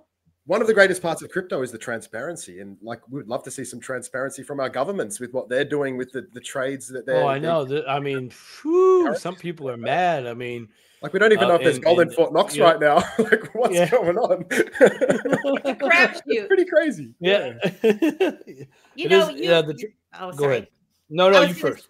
I was just gonna say, he was mentioning the fact that the SEC dropped the Ripple appeal, and that is something that's very significant. And I just so happened to have the message from Brad Garlinghouse that came out today, because there was a lot of cool stuff that happened today. And I was going to play that for the audience, but I'll wait. Play that funky music, white girl. Let's go, Simon. Let's see. Be careful. I may be. Give us the Brad. Give us the big Garlinghouse. You guys might have to mute yourself in case it echo, because I'm sharing with a weird Okay, I'm gonna mute. I hope, and then give me a thumbs up if you guys can hear it. Okay, hold on. Get this on here. Get them on. All right. As many of you know, just over 4 years ago, the United States SEC filed its lawsuit against Ripple. I'm finally able to announce that this case has ended. It's over. Sitting here today and reflecting on 4 years ago, it seems very clear to me that this case was doomed from the start. In so many ways, it was the first major shot fired in the war on crypto. I truly felt like I knew then that Ripple was not only on the right side of the law, but I felt that we were also going to be proven to be on the right side of history. It really, I think, sends an ominous sign for innovation around cryptocurrency in the United States. Picking winners in general has not been something the U.S. government should be in the business of doing. I think the judge realizes this is not just about Ripple. This will have broader implications. As Mary Jo White, the former head of the SEC, has said publicly that she views this as a dead wrong, and the SEC is dead wrong on this decision. Ripple is the first company with the resources, determination, and grit to fight back against the agency's overreach. And today, this journey finally concludes. Today is a victory and a long overdue surrender by the SEC. The SEC, under Chairman Gary Gensler, went after the whole industry, using the same arguments they used against us. They weren't out to protect investors. They were out to intimidate and terrorize. The regulator, whose primary purpose is to protect investors, went all in on a non-fraud, victimless lawsuit and wiped out $15 billion of value from innocent XRP hoarders. The SEC was the market manipulator. The SEC wasn't seeking justice. They were seeking to win a case at any cost. Forces inside our government aligned with the SEC and embarked on a campaign of debanking anyone associated with the crypto industry. This was lawfare, a war of legal terror. Fortunately, the judge rebuked the SEC multiple times in this journey. First, for lacking a, quote, faithful allegiance to the law. The SEC was sanctioned in our case for discovery abuses, and the pattern was repeated in other crypto cases. Well, let's just say they're trying to confuse you. We won then on every critical legal point, proving that the digital asset XRP is not a security. That is now the law, and those wins have laid the groundwork for policymakers to adopt a set of rules for crypto that are in line with nearly a century of securities law. With today's news, the war on crypto has ended in defeat for those who turned our own government against a technology and an entire industry. I'm heartened that we have paved the way for other industry players to see the value in not backing down, and for others to use our legal playbook to fight back. We are now closing a chapter in crypto history. I think we are all stronger for our prior litigation successes and today's landmark victory. Progress is worth fighting for. We won multiple pro-crypto victories at the ballot box last year. It's time to make the US the crypto capital of the world. Thankfully, we have new leadership in the executive and legislative branches of our government. That leadership is actively seeking a rational and constructive way forward on crypto. Let's make the most of this. This is an incredibly promising moment. Let's come together. Let's leave the tribalism behind. But let me make it clearer that my main message, what Ripple's main message today, is about gratitude. It's gratitude to everyone who stood by us, to every Ripple employee, to the incredible legal team here at Ripple, led by the best chief legal officer in the business, Stu Alderodi. Gratitude certainly to the XRP family, to our customers, to our partners. Thank you. We couldn't have won this battle without all of you being behind us and working together. I truly believe we all agree there's immense opportunity with the largest economy in the world finally taking a pro-crypto and pro-innovation approach to build this technology in order to solve real-world problems for people around the planet. This was a fight Ripple never wanted, but one we knew we had to win. And today, emphatically, we have. Thank you. Huh? How good's that? Give me a little teary-eyed. Holy. Yeah. I mean, it's just, what do you guys think about that? What do you think, James? It's just so relieving. It's like the truth has finally found its place, and it's well said. It's been a long 4 years, and it's been a fantastic journey, to be honest, because we've been able to watch along and learn a lot. I've learned a lot about the American government. I've learned a lot about the American legal system through this process. It's also created some fantastic buying opportunities for people who were late to the party on XRP, but it's also flushed out a lot of corruption. We've got the whole ETHgate scenario. We've got Gary Gensler and his bad acting. So we've been sort of persecuted as a community in this whole case, but we've come out the other side and we can see, hey, we were actually right this whole time. Brad and Ripple were right this whole time, and it's finally now publicized. So I cannot wait for the mainstream media to pick this up. I hope they do. I hope this is not one of the other things that they sweep under the rug, because this is monumental. It's literally a single company going to war against a whole government. And it's just crazy. It's crazy. The balls on the Ripple company to fork out the money, to fork out the legal fees that they must have to pay, and to even pay up the fees that they were forced to pay, but to continue and to push and to finally get this result. I want to be a fly on the wall for the party that they're going to have. I'm sure they're going to be partying. Yeah. It's funny. I saw in the chat, tons of people like, that's AI. And because I try not to retweet something as soon as I see it, because there are a lot of cool AI things out there, and you're like, oh shit, I shouldn't have retweeted that. That's not real. But so I was late. Sorry, they're saying that video was AI. Yes, but a lot of people. There's a delay. There's like a delay. Well, yeah, but the video itself does seem a little AI-ish, But like I think it was was saying it's because he's actually reading off of something, and normally he's just talking off the cuff. Yeah. And it was professionally done and well put together, with a specific message in mind, and so it's a little put together differently than how we normally see them. But I think it is funny how many people thought it looked AI-ish, and but I saw he did it himself, and I saw other big players doing it, and I was like, okay, it's real. This is the truth, Well, this wouldn't be the first time that we've seen old Brad randomly on YouTube looking all professional. Only this time there was no QR code. Send your XRP here to be a part of this. Blah, blah, blah, right? Man, I've seen that over the past 4 years. I've seen that 3 times. A Brad coming up, looking all professional. We here at Ripple want to support the blah blah blah, and it's like, yeah, it's like a bad Chinese movie. Yeah. So K-Buddy said Brad was live on stage when they released that. I've got no doubt that that was a pre-recorded video and that Ripple have known about this outcome for days, maybe weeks. So I don't think this was a reaction to the final agreement that they had to go public with this, because I think it was Stuart Alderati that sort of said, all right, this is the news. It wasn't anything that came from the American government. So that's sort of where we're sitting on now. We're waiting for an official address from either the SEC, the American government, or official body of the American government to sort of say, this is where we've arrived at. So I think until then, a lot of people will be skeptical. This space is built on a lot of people who have that conspiracy theorist tinfoil hat sort of mentality. So it's not surprising to me that they may think that that is rubbish. But hey, even if it is AI, Brad shared it, Ripple shared it, so it doesn't matter. It's just you're focusing on the wrong element of it. Just listen to what he's saying and focus on the great victory that we are now seeing with the appeal being withdrawn. Yeah. And I agree with you. That was something that was significant that happened today.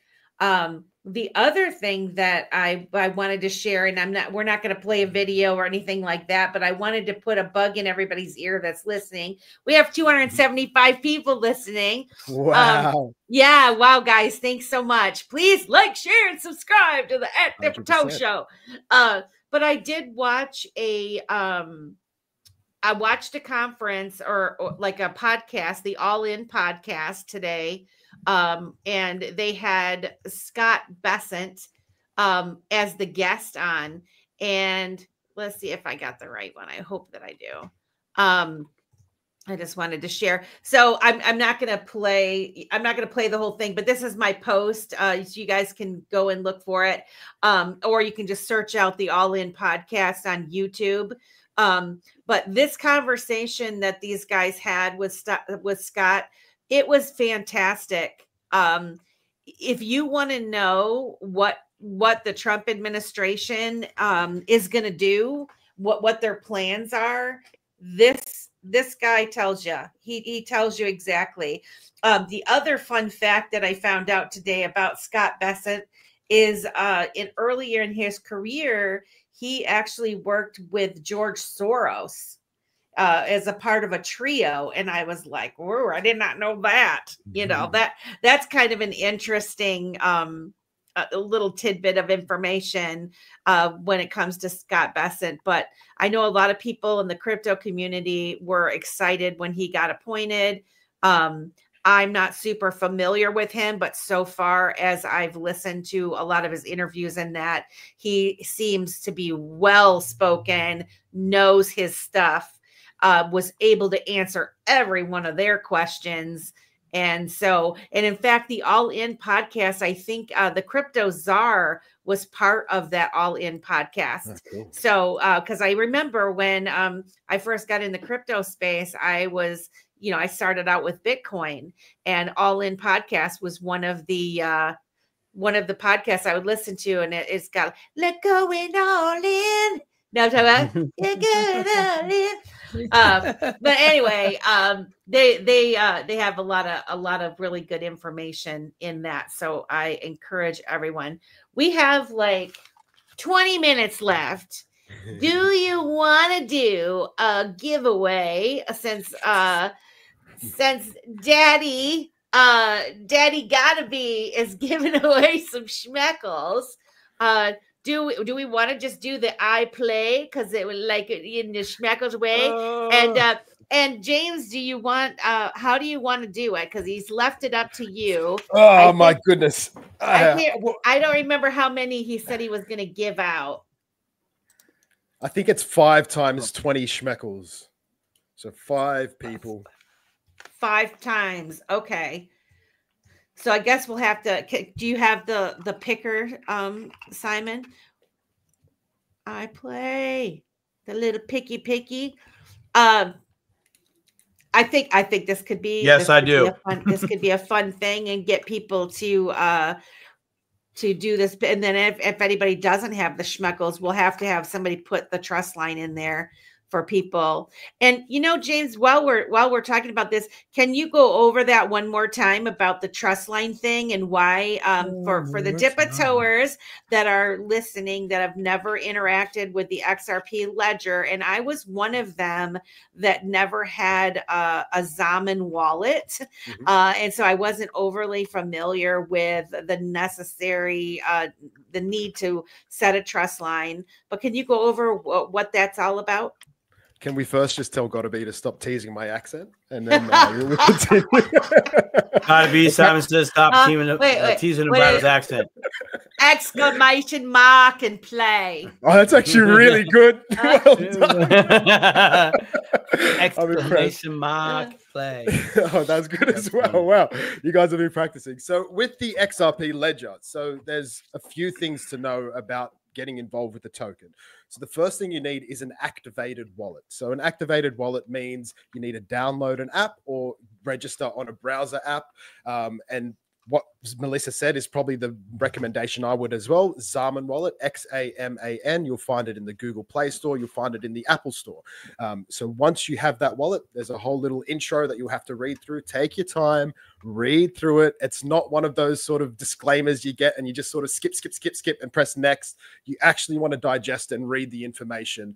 So once you've read that information, you've registered your wallet, the next thing you need to do is activate that wallet. So you can activate your wallet with one XRP, and it's a reserve. So the XRPL works with reserve. So what that means is that one XRP is reserved, it's put to the side, and it can't be accessed while that account is active. If you choose in the future to deactivate that account, you get that one XRP back. Now, so that's the first thing. So you've got your wallet, you've activated it. So how to activate it is probably part of the conversation as well. You can do that by purchasing XRP on a centralized exchange and sending it to that wallet. You can do it directly via the Zaman app. There's a number of different apps in, they call them X apps or D apps that you can use to purchase XRP with. So then once you have activated wallet, the next thing you need to do is register a trust line or activate a trust line. So what a trust line is you approaching a project, and it's not like you're messaging them, it's all through the Zaman wallet, and you are saying, I trust this project and I am happy to hold tokens in that project. So what you receive in your Zaman wallet is a transaction. That transaction has a reserve as well. So it's 1 XRP for the wallet and it's 0.2 XRP to hold a trust line. Again, that trust line reserve is a reserve. So it's 0.2 XRP put to the side. If you close that trust line, you get that 0.2 XRP back. So once you've got your wallet app, you've activated it, and you've got a trust line, you are then able to purchase tokens or receive tokens. So in this example, we're doing a giveaway. You would never have to actually purchase the tokens unless you chose to, but you would still need to get the wallet app, pay the 1 XRP reserve, pay the 0.2 XRP reserve to get the trust line to Schmeckles. And with each transaction, there's also a micro payment, a micro transaction of XRP, which is less than a cent. It's really cheap. It's one of the beauties of the XRP Ledger. And that is not redeemable again. So that's not a reserve. That's a one-time payment for each transaction. That XRP, again, one of the really cool things about XRP, which a lot of people don't know, actually gets burned. So every transaction fee is being burned, but that's not including service fees, which is a whole different top conversation. And I won't start on that because I'll go on a massive rant. I know. because that's not anything to do with the XRP ledger itself. That's the window that you're entering the ledger. 100%. Right. And so that's what people need to realize with that type of thing. But yeah, I agree, because we could go on. You gotta lose them. We could go. We talk about the fees, we start losing people, man. Okay, so are you saying we have to do 5? We're gonna do 5 of these. Let's go. So are you set up, Simon? I am. First keyword is I'm gonna put it in the. I'm gonna put it in the chat. I'm gonna put the first one in the chat, right? Okay. Thank you. I'm gonna put it in the. Oh wait. I'm gonna put in the chat. People on YouTube are gonna get it, and I think that's the only people that can play, right? Oh, we need to mention YouTube, that, right? People while you head over to YouTube, be sure that you're subscribed to the channel, or you can't win. Do the X Factor, but here you go. I just put it in the chat. Spelled exactly like that. Uppercase, lowercase, the whole coup de grace. If you screw it up, it doesn't count you. This is old AI, not new. So we're doing Schmeckles. So it looked like it first auto one. posted through to Twitch as well. So that system worked. So it wasn't just YouTube. Fantastic. Yep, I see so it. We're doing the first one, right? We got 4. Yep. 5, Yeah. 4 more to go. Yeah. Okay. Yeah. So start throwing that in the chat, and I got 10 entries so far. 10 in there. 10, 11. We got 11 people up in there. We got 292 people watching, so there should be a whole bunch. 292. 202 of them are watching the Dipito Show on X. Much love to all of you out there watching on X at the Dipito Show. Yeah, that's cool. So, while we're waiting for that to populate, I wanted to know, like, for Rick and Morty, if you, what was it like? Hypothetical crossover. If you were gonna use team up with the Schmeckles, or and like kind of do what does it say, like Rick and Morty style plumbus coin? Like, yeah. What would it be? Schmeckles like versus Dogecoin, Shiba Inu? No, well, if we were partnering with Rick and Morty directly, I would be looking to create a merch item, something that's marketable beyond the crypto world, something that would be able to sit in like those collectible traders shops, that people who are fascinated with Rick and Morty can then find this product, learn about Schmeckles, and then maybe choose to come on board to Schmeckles. But I wouldn't be looking to create a direct crypto product because that already exists. That is the Schmeckles token. That is the NFTs that we create. NFTs have a loose Rick and Morty theme to them. They're crazy. They're multi-dimensional. There's aliens. There's all these crazy things happening in our NFTs. So we'd like to really, if we get involved with Rick and Morty, create a real world product that is away from the crypto space, but will help people find us. That is really what I'd be looking to do. But yeah, that's, I hope that answers that question. No, it totally does. So do they let you use the artwork, or you have to recreate something that's close to a Rick and Morty? So we don't actually do Rick and Morty artwork directly. So all the artwork is in the Urban Monk Studios style. So it's their artwork. We do dive into the parody elements of art, which is always free to do. It's beyond copyright. So we like to play with parody. We don't just parody Rick and Morty. We parody Pokemon. We parody The Simpsons. We parody whatever we can. We just love pop culture. And it's a big part of Rick and Morty as well. Rick and Morty always play on the pop culture themes. So we do it here in Schmeckles as well. But yeah, so we never take artwork from the show itself. If we do, it's created by an artist that Rick and Morty work with himself, a guy called Aldo. So we've got Aldo creating certain images for us, but we don't actually sell those images. We don't want to ever walk on the line with Rick and Morty. We just want to stay, this is us, that's you. If you want to shake hands, we can shake hands. We're going to promote your product for you. We're going to talk about your product promotion, right? Exactly right. Yeah. So we just want to bolster up and boost Rick and Morty. I enjoy it so much. I want other people to enjoy it. I want people to enjoy the messages, the silliness, the comical side of things, but also the seriousness and the professionalism that we bring with all of that too. I love it. I love it. Oh, who's going to win? Here we go. Let's go. Glamour wants to win. Melissa, who is it? Gotta be was going to win his own token. Bitsy! Congratulations, well done, mate. Bitsy. What does he win? He wins 20 Schmeckles? 20 Schmeckles. That's it. Yes. 20 Schmeckles. It's about 19 XRP in your bag, Fitzy. What's our next? How are we doing the contact or the address or any of that jazz there? Or how would you like to do that, Miss Melissa? I can drop the trust line into the chat. Sure. And they will need to get in contact with either myself or the Schmeckles project and just drop your wallet address. But I can reach out to people if I know them. This comment has failed to post. Looks like I can't share a URL. Oh yeah, that is the same thing that happens to me unless I post it in like actual YouTube. Next word. Next word. What is the next word, guys? Rick. Rick? Yeah, let's do Rick. Rick. Hey, Rick. If you want to send it in the private, I might be able to grab it and try to post it in the YouTube.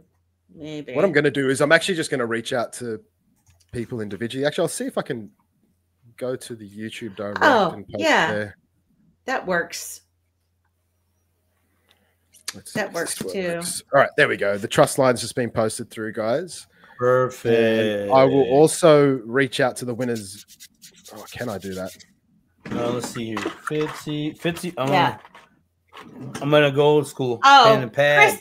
Kristen's got your back. She's got the handle, and she gave the link to the trust line because she's she awesome. Is absolutely amazing, isn't she?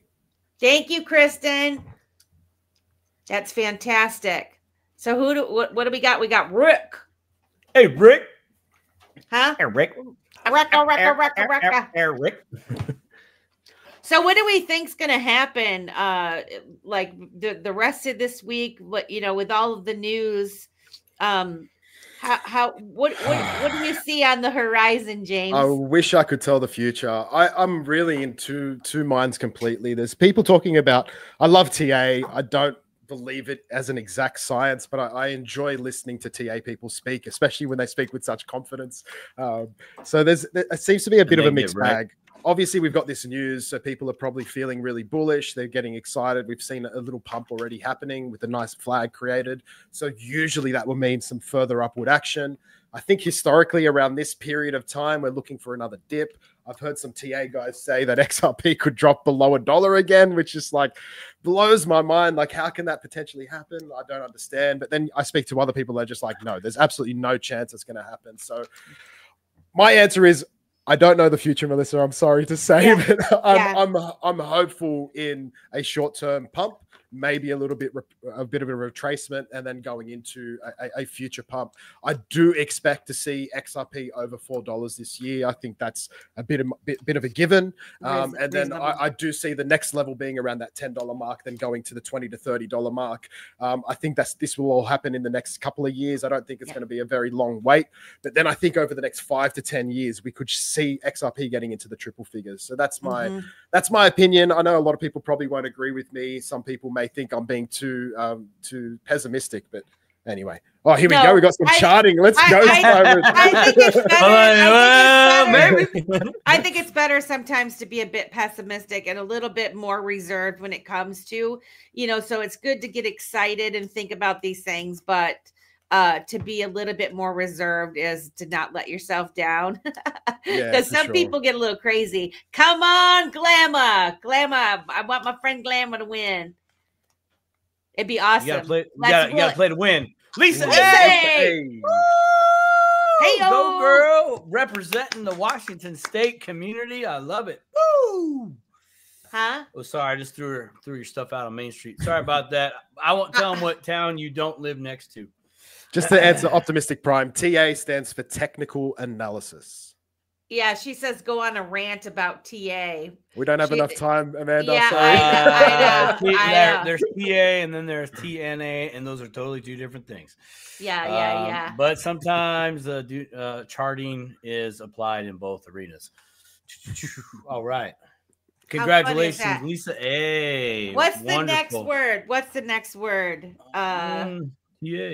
What you think? How about I play? Yeah. Exclamation I play. Yeah. We're gonna do it. Bam. Here we go. Ding ding. And we're showing it. Yeah, that's good. There it is right there. I play spelled just like that. I play. Exclamation throw them in there. Put them in. Let me stop sharing the screen here just for a moment. What other types of things? Do you have anything special coming up that you'd like the audience to know about? You have any special projects that you're working on? Really, it's all Schmeckles. I have been loosely involved in the new Viva wallet, which is really exciting. So that's something coming from the Res team. Create a new wallet for the XRPL, which is feeless, which has advantages for a lot of projects as well. So that's something that I'm really excited about. But yeah, really, it's just about showing up every single day for the Schmeckles community. Through this month of March, we're doing 2 streams a week. So we do them on Wednesday and Saturday my time, which is Tuesday and Fridays for you guys. We're also doing lots of giveaways through our Twitter page or X page, in our Discord. And these are the things that I'm really, really passionate about and enjoy doing. So we do a lot at Schmeckles, and it can be overwhelming if you're an outsider firstly coming in. But just go with the flow, you know, like you don't need to get involved with the giveaways if you don't want to. You don't need to show up to the streams if you don't want to. That's just an extra advantage for you guys if you're looking to win some prizes, spend some time with the community, have a little bit of fun. We do have this big burn event happening now. That is something that I'm excited for as well, to see some Schmeckles getting burned, to see our supply being reduced, to see some XRP put into our charts. We've also really increased our volume of late, which is really exciting. So what I guess as a whole, what I'm really excited about is more people onboarding to the XRP Ledger, as well as the XRP Ledger finally being recognized for the crypto state as a whole. Right now, we're really behind a wall. We've sort of been pigeonholed. We've been pushed to the side, and it's been happening for way too long. I'm really hoping that off the back of this SEC court case, that the XRPL is really going to open up to the public, to more people from blockchains like Solana, the Ethereum blockchain, the Bitcoin blockchain, and they're going to come over here and see, holy moly, this is legit. It is fast. It is cheap, and it is a great community of people. So that's what I'm looking forward to. You know, you said something, and for the Dip-a-Toes, we have 306 people watching right now. Dip-a-Toe, like, share, and subscribe, please. Go over to @Dip-a-Toe on YouTube, Rumble, Facebook. Please subscribe to our channel. It'd be super cool. We're at Dip-a-Toe Show on X. Please subscribe to that. And World Be Free 888 on Twitch. I'm streaming from the Twitch right now too. But you mentioned volume. You're super happy that you've increased your volume. For those that are new to this crypto space, in this in general, can you just say a little bit? Caleb, that's one of our moderators. Absolute legend, this young gentleman. He's from the Philippines. And he shows up every single day for the Schmeckles community. He's an absolute delight to be around. So congratulations, Leb. They're very well-deserved Schmeckles, mate. Fantastic. Love it, love it. Congratulations. But when you said we're super excited, our volume is increased. Can you explain why that's cool? Like what that means? One of the biggest issues with the XRP Ledger is the trading volume as a whole. So what we're seeing on other blockchains is trading to the millions, billions, and a lot of money being spent back and forth. The XRP Ledger, not so much. People seem to be a little bit more reserved. They're not spending as much money. Most of our like meme coins, you're seeing billion-dollar market cap meme coins on other blockchains. It's rare to see a meme coin on the XRPL above 10 million. It's rare to see a utility token on the XRPL above 10 million. So we have this reduced trading volume, maybe due to reduced users, maybe due to XRP holders being so determined to hold on to their bags that they don't want to spend their XRP. Whatever it is, there's just this really low metric on the XRPL for trading volume. What we've been seeing in the last couple of weeks is this trading volume is really starting to pick up. We even saw a spike today after the news of the SEC appeal being withdrawn.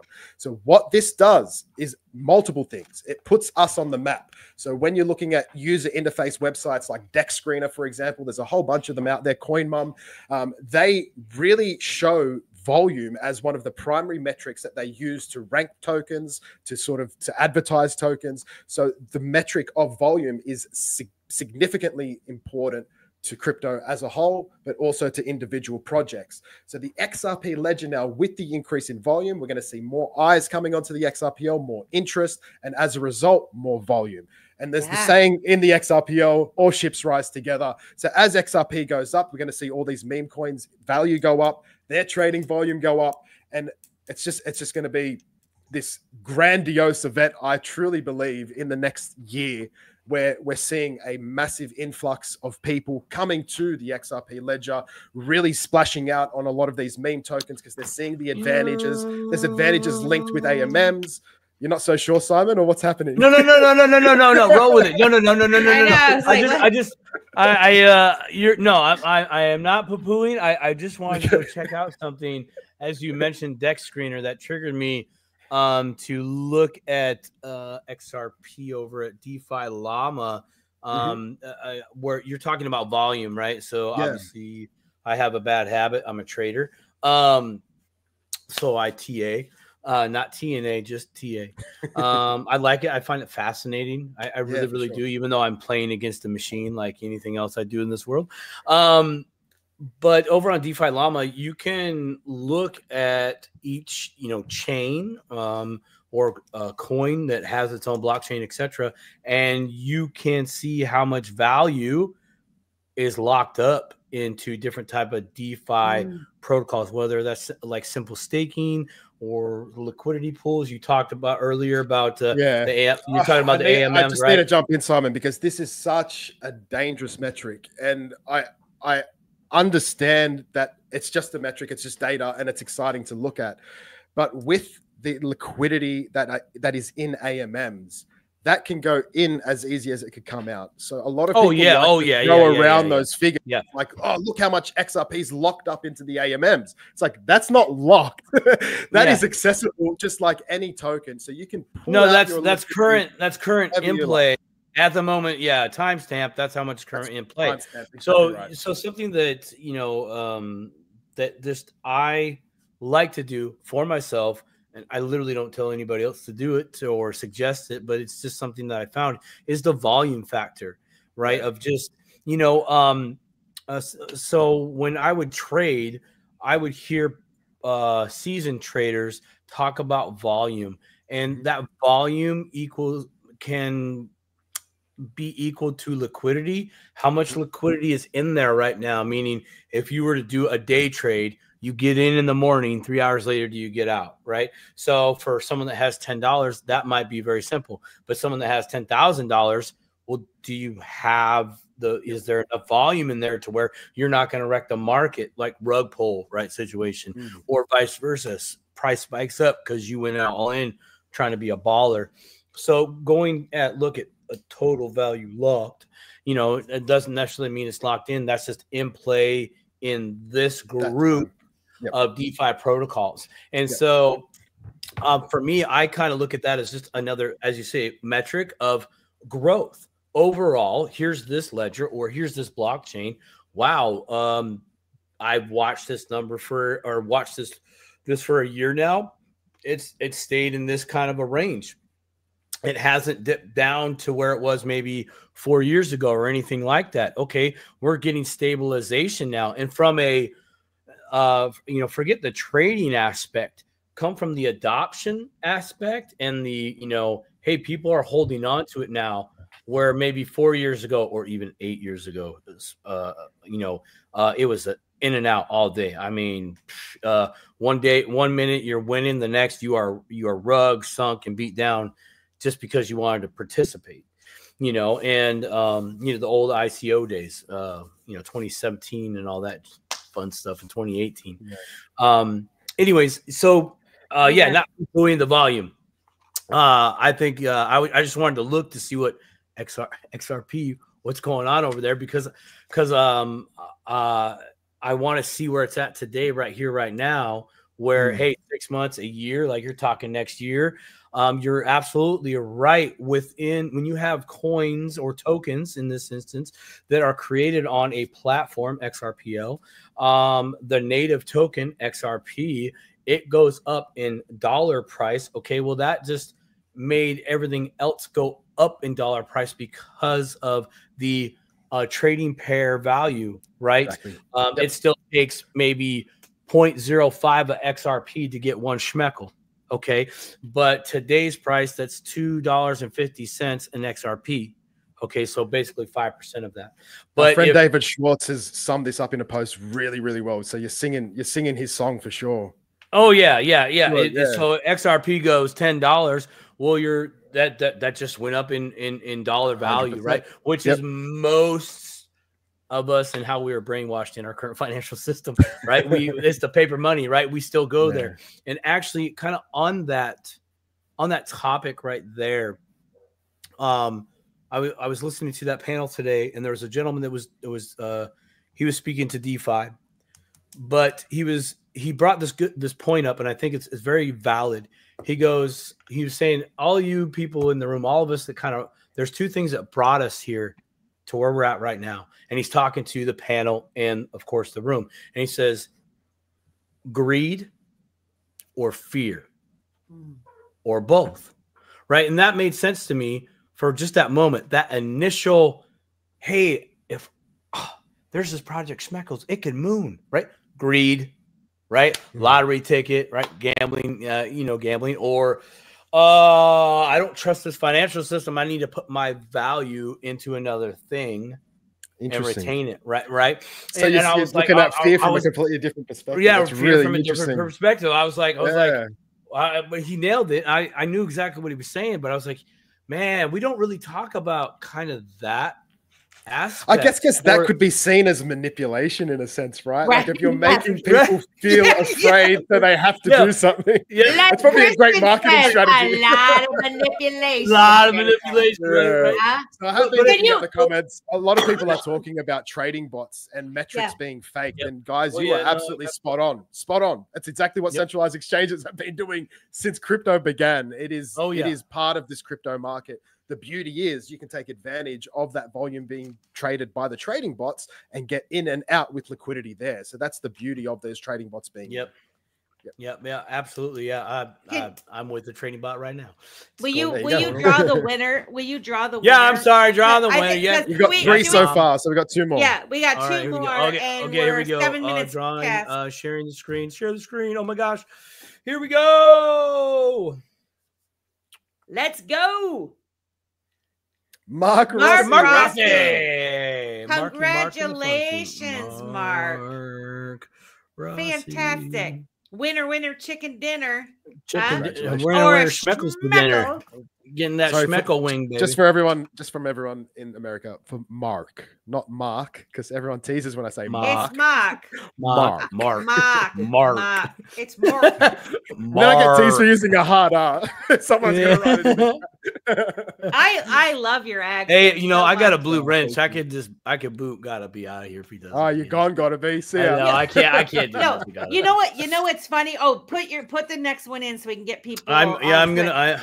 You know what's funny, James, is that it's like in America, if you have a friend who's British or Australian, doesn't matter. You guys have your accents, right? And it's always like you would always be like the most popular kid. Like if you like came here and you were in school, that's just the way that it is. It just sounds more intelligent. Like you guys can say whatever. And it's like somehow that's the first time the Aussie accent has been referred to as intelligent. Thank you for that, Melissa. We have to sound by it just speaks like intelligence and like what you're talking about. I mean, if you notice, Depato. If you notice, like on television in the United States, a lot of their quote unquote experts, they have an accent. A lot of them, the experts always seem to have an accent. The ones that are like really propelled. I mean, that's just what I've noticed anyway. So, well, I wonder if that's partial manipulation. They're purposely getting people with different accents to make people feel a certain way, right? Because that's what mainstream media likes to do. Yes, exactly. Which makes me want to have a different accent myself. Let's go on to British now. So I've got to work on it. I've got to work on it. I told you that's how it go. So you try to throw in the South African and Kiwi accents as well, and then you've got like a mix. Yeah, you got similarities. It's very hard. Like it's hard enough differentiating sometimes someone from Liverpool and Manchester, even though they're right next door, right? They're not fans, But there's just a few words that they say just totally different. You're like, no. That guy's from up north, and don't. I say just anything. love it. Yeah. Trizzo's Yeah, Trizzo's Aussie. Yeah, he's from Australia too? Yes. Yes, he is. Actually, I think I know Trizzo. Do you guys know him? Yes. Yeah. Oh, yeah. Yeah, he's our buddy. Unreal. You know him? Oh, yeah. We love Trizzo. We met him through Mr. Man. Are you familiar with Mr. Man? I've seen the Dipper Toe show with Mr. Man, but I don't really know him outside of what you guys did. So yeah. Super nice guy. Holy buckets, dude. That guy is absolutely nice. Great person. Just great heart. Very kind, great heart. Absolutely. I would say the superhero version of Gotta Be. 100%. Yes. So he's better than Gotta Be, you're saying? Gotta Be. No, I'm just saying the superhero version. No, that's not what we said. 211 Crypto says they're in Canada. Gotta Be his own superhero, no mask, whatever. Bring the shrimp to the Bobby mates. Oh yeah. The funny thing is we don't call them shrimp, we call them prawns. I don't know how that became such a Aussie thing to be known by. It is. I don't know if it's Aussie. It's an American thing. Or what? What's the commercial? What's the commercial where they say "feed your lawns"? What? Foster? Lost me. It's like feed your lawn. Feed your lawn. Feed your lawn. I think that's Scots, and that's up north, not down south. Listen, I'm just throwing out all kinds. I'm not trying to say. All right, well, listen, we got 27 in here for the last one. Here we go. 3, 2, 1, Dipper Toe. Who's going to be the Dipper Toe winner? I got money on Megan. Winner, chicken dinner. Mona. Oh, yes! Oh, that's so cool. Crypto That is my good friend, Crypto Congratulations. She'll be so excited. How fun is that? Would we have one more? No, that's 5. Was that 5? Last one. That is 5. Yep. So we got Fitzy, Lisa A, Leb, Mark Rossi, and Crypto Glamour. You guys are fantastic.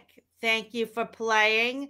Thank you, Gotta Be, for schmeckling, sharing your schmeckles with the world. What I'm going to ask, so the winners, if you can reach out to the Dipper Toe show and just provide your wallet address, and Melissa and Simon, if you can just feed that back to me. Yep, 100%. I've got Leb, so there's no need to send through Leb, but I do not have the other 4. I did see people in the audience, because we are going to wrap this up. We've kept you 15 minutes over, and I do apologize for that. And it's been such a pleasure having you. But I did see people in the audience asking, how can they find you? And if they want to participate in the games and that, how do they go about doing that? So if you want to be part of the Schmeckles game, so we have our Twitch stream. So you need to have a Twitch account. So that's probably the biggest difficulty that people have. Is you want to make sure that you have a Twitch account so you can participate in the giveaways. We often have like hundreds of people on X watching along, not being able to participate in the giveaway, so it's a little bit funny. So create yourself a Twitch account and come along. Just follow us on Twitter. I've dropped the link tree in the chat. It's also in this this YouTube account's description. So then we've also got NFT giveaways, which happen each week as well. So you need to be following us on X. You also need to be holding one of the NFTs from our Schmeckles vs. You collection, like this collection, as well as the Let It Burn collection. So one of the NFTs from one of those, you can join in on the NFT holders. We're also in Discord. So if you've got an NFT, any NFT from the Schmeckles project, you can join in a weekly poker tournament where you can win Schmeckles, Gotta Be, and Caleb, the winner of one of those prizes, then always battle it out in poker. So it's really fun. We also do a few other games in our Discord, which are free to play. So just come in and join us. Just get involved. It's all fun and happiness and really positive chats within the Schmeckles community. So Mark, if you can reach out to Melissa and Simon, or Mark, if you can reach out to Melissa and Simon, please, and just provide them with your wallet address and they'll get it across to me. Dipper show at Gmail. Is that correct there, Melissa? Yeah, that's what I was just typing in there. Or you can DM us. You got it. Yeah, yep. You can either email it to us at dippertoeshow at gmail.com, or you can reach out to us on Twitter at Dipper Toe Show, or at my World Be Free 888 account, or at Simon says _crypto on Twitter, on X, on I should say those on other X. places. You can also give me a call, 425-412-0924. Throwing out those Is that digits again. That's legit. That's a legit number. Yeah. So who's going to join me in pranking Simon? We'll do it live on the on Saturday's Twitch stream. Hey, that's okay, man. I'll save the numbers and I'll write a note. That would me be, up at 3 we're doing a.m. it. That would be 5-year so plan fun. commence. But yes, so definitely I'll get all the links and I'll put them in the show notes on the YouTube, so people can find you that way as well. Any final words? Thank you. I just want to say thank you so much for coming. Thank you for having me. It's been, you really, I knew it was going to be a fun conversation, but you really educated the audience on I do it in a sneaky way, don't I? I love it though. This is the cool part of the XRP community. And having someone like yourself come on and having some fun and educate, it's just like fantastic. But any final thoughts? Oh, I've got so many final thoughts, but what I will say, guys, is life is limited. We are not given a whole lot of time in this world. So you need to take your life by both hands and make your life what you want it to be. You are in control. Nobody else is in control. Everything else that you feel like is control is just a figment of your mind. It is manipulation. You are in control. Make your life what you want it to be. Find your happiness, find your peace, find your loved ones, surround yourself with love, and bless other people. To give is to live. By giving to others, you will feel this beautiful spirit inside of you lift you up. It is one of the biggest secrets to life. Go find one of your local charities. Spend some time with them.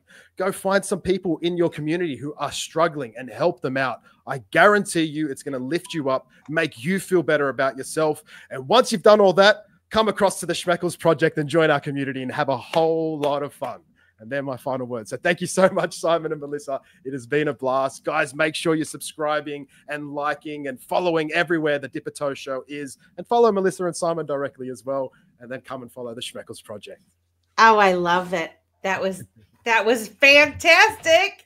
Simon, any final words? No, dude, he just stole the thunder from down under. That was good to go right there. He totally did. Great to have you on the show, man. Thank you so much, guys. Real good time. It was a real good time. Thank you so very much. Thank you. We're definitely gonna have you back on in the future. Definitely. Get me on with Greg so I can tease him directly to his face. Absolutely. We can have a banter night. We can have a dudes panel. Next time we have a panel show, we'll definitely invite you on, because it was great. You've got a lot to offer. You have a lot of gifts, Mr. James Ray XRP Schmeckles. I do want to thank everybody for coming out tonight, and any of you that are new. We have 309 people watching. Please hit that like on the way out and subscribe to the Dipper Toe Show. We will be back next week, same time, same bat channel. We gotta go. Keep dipping that.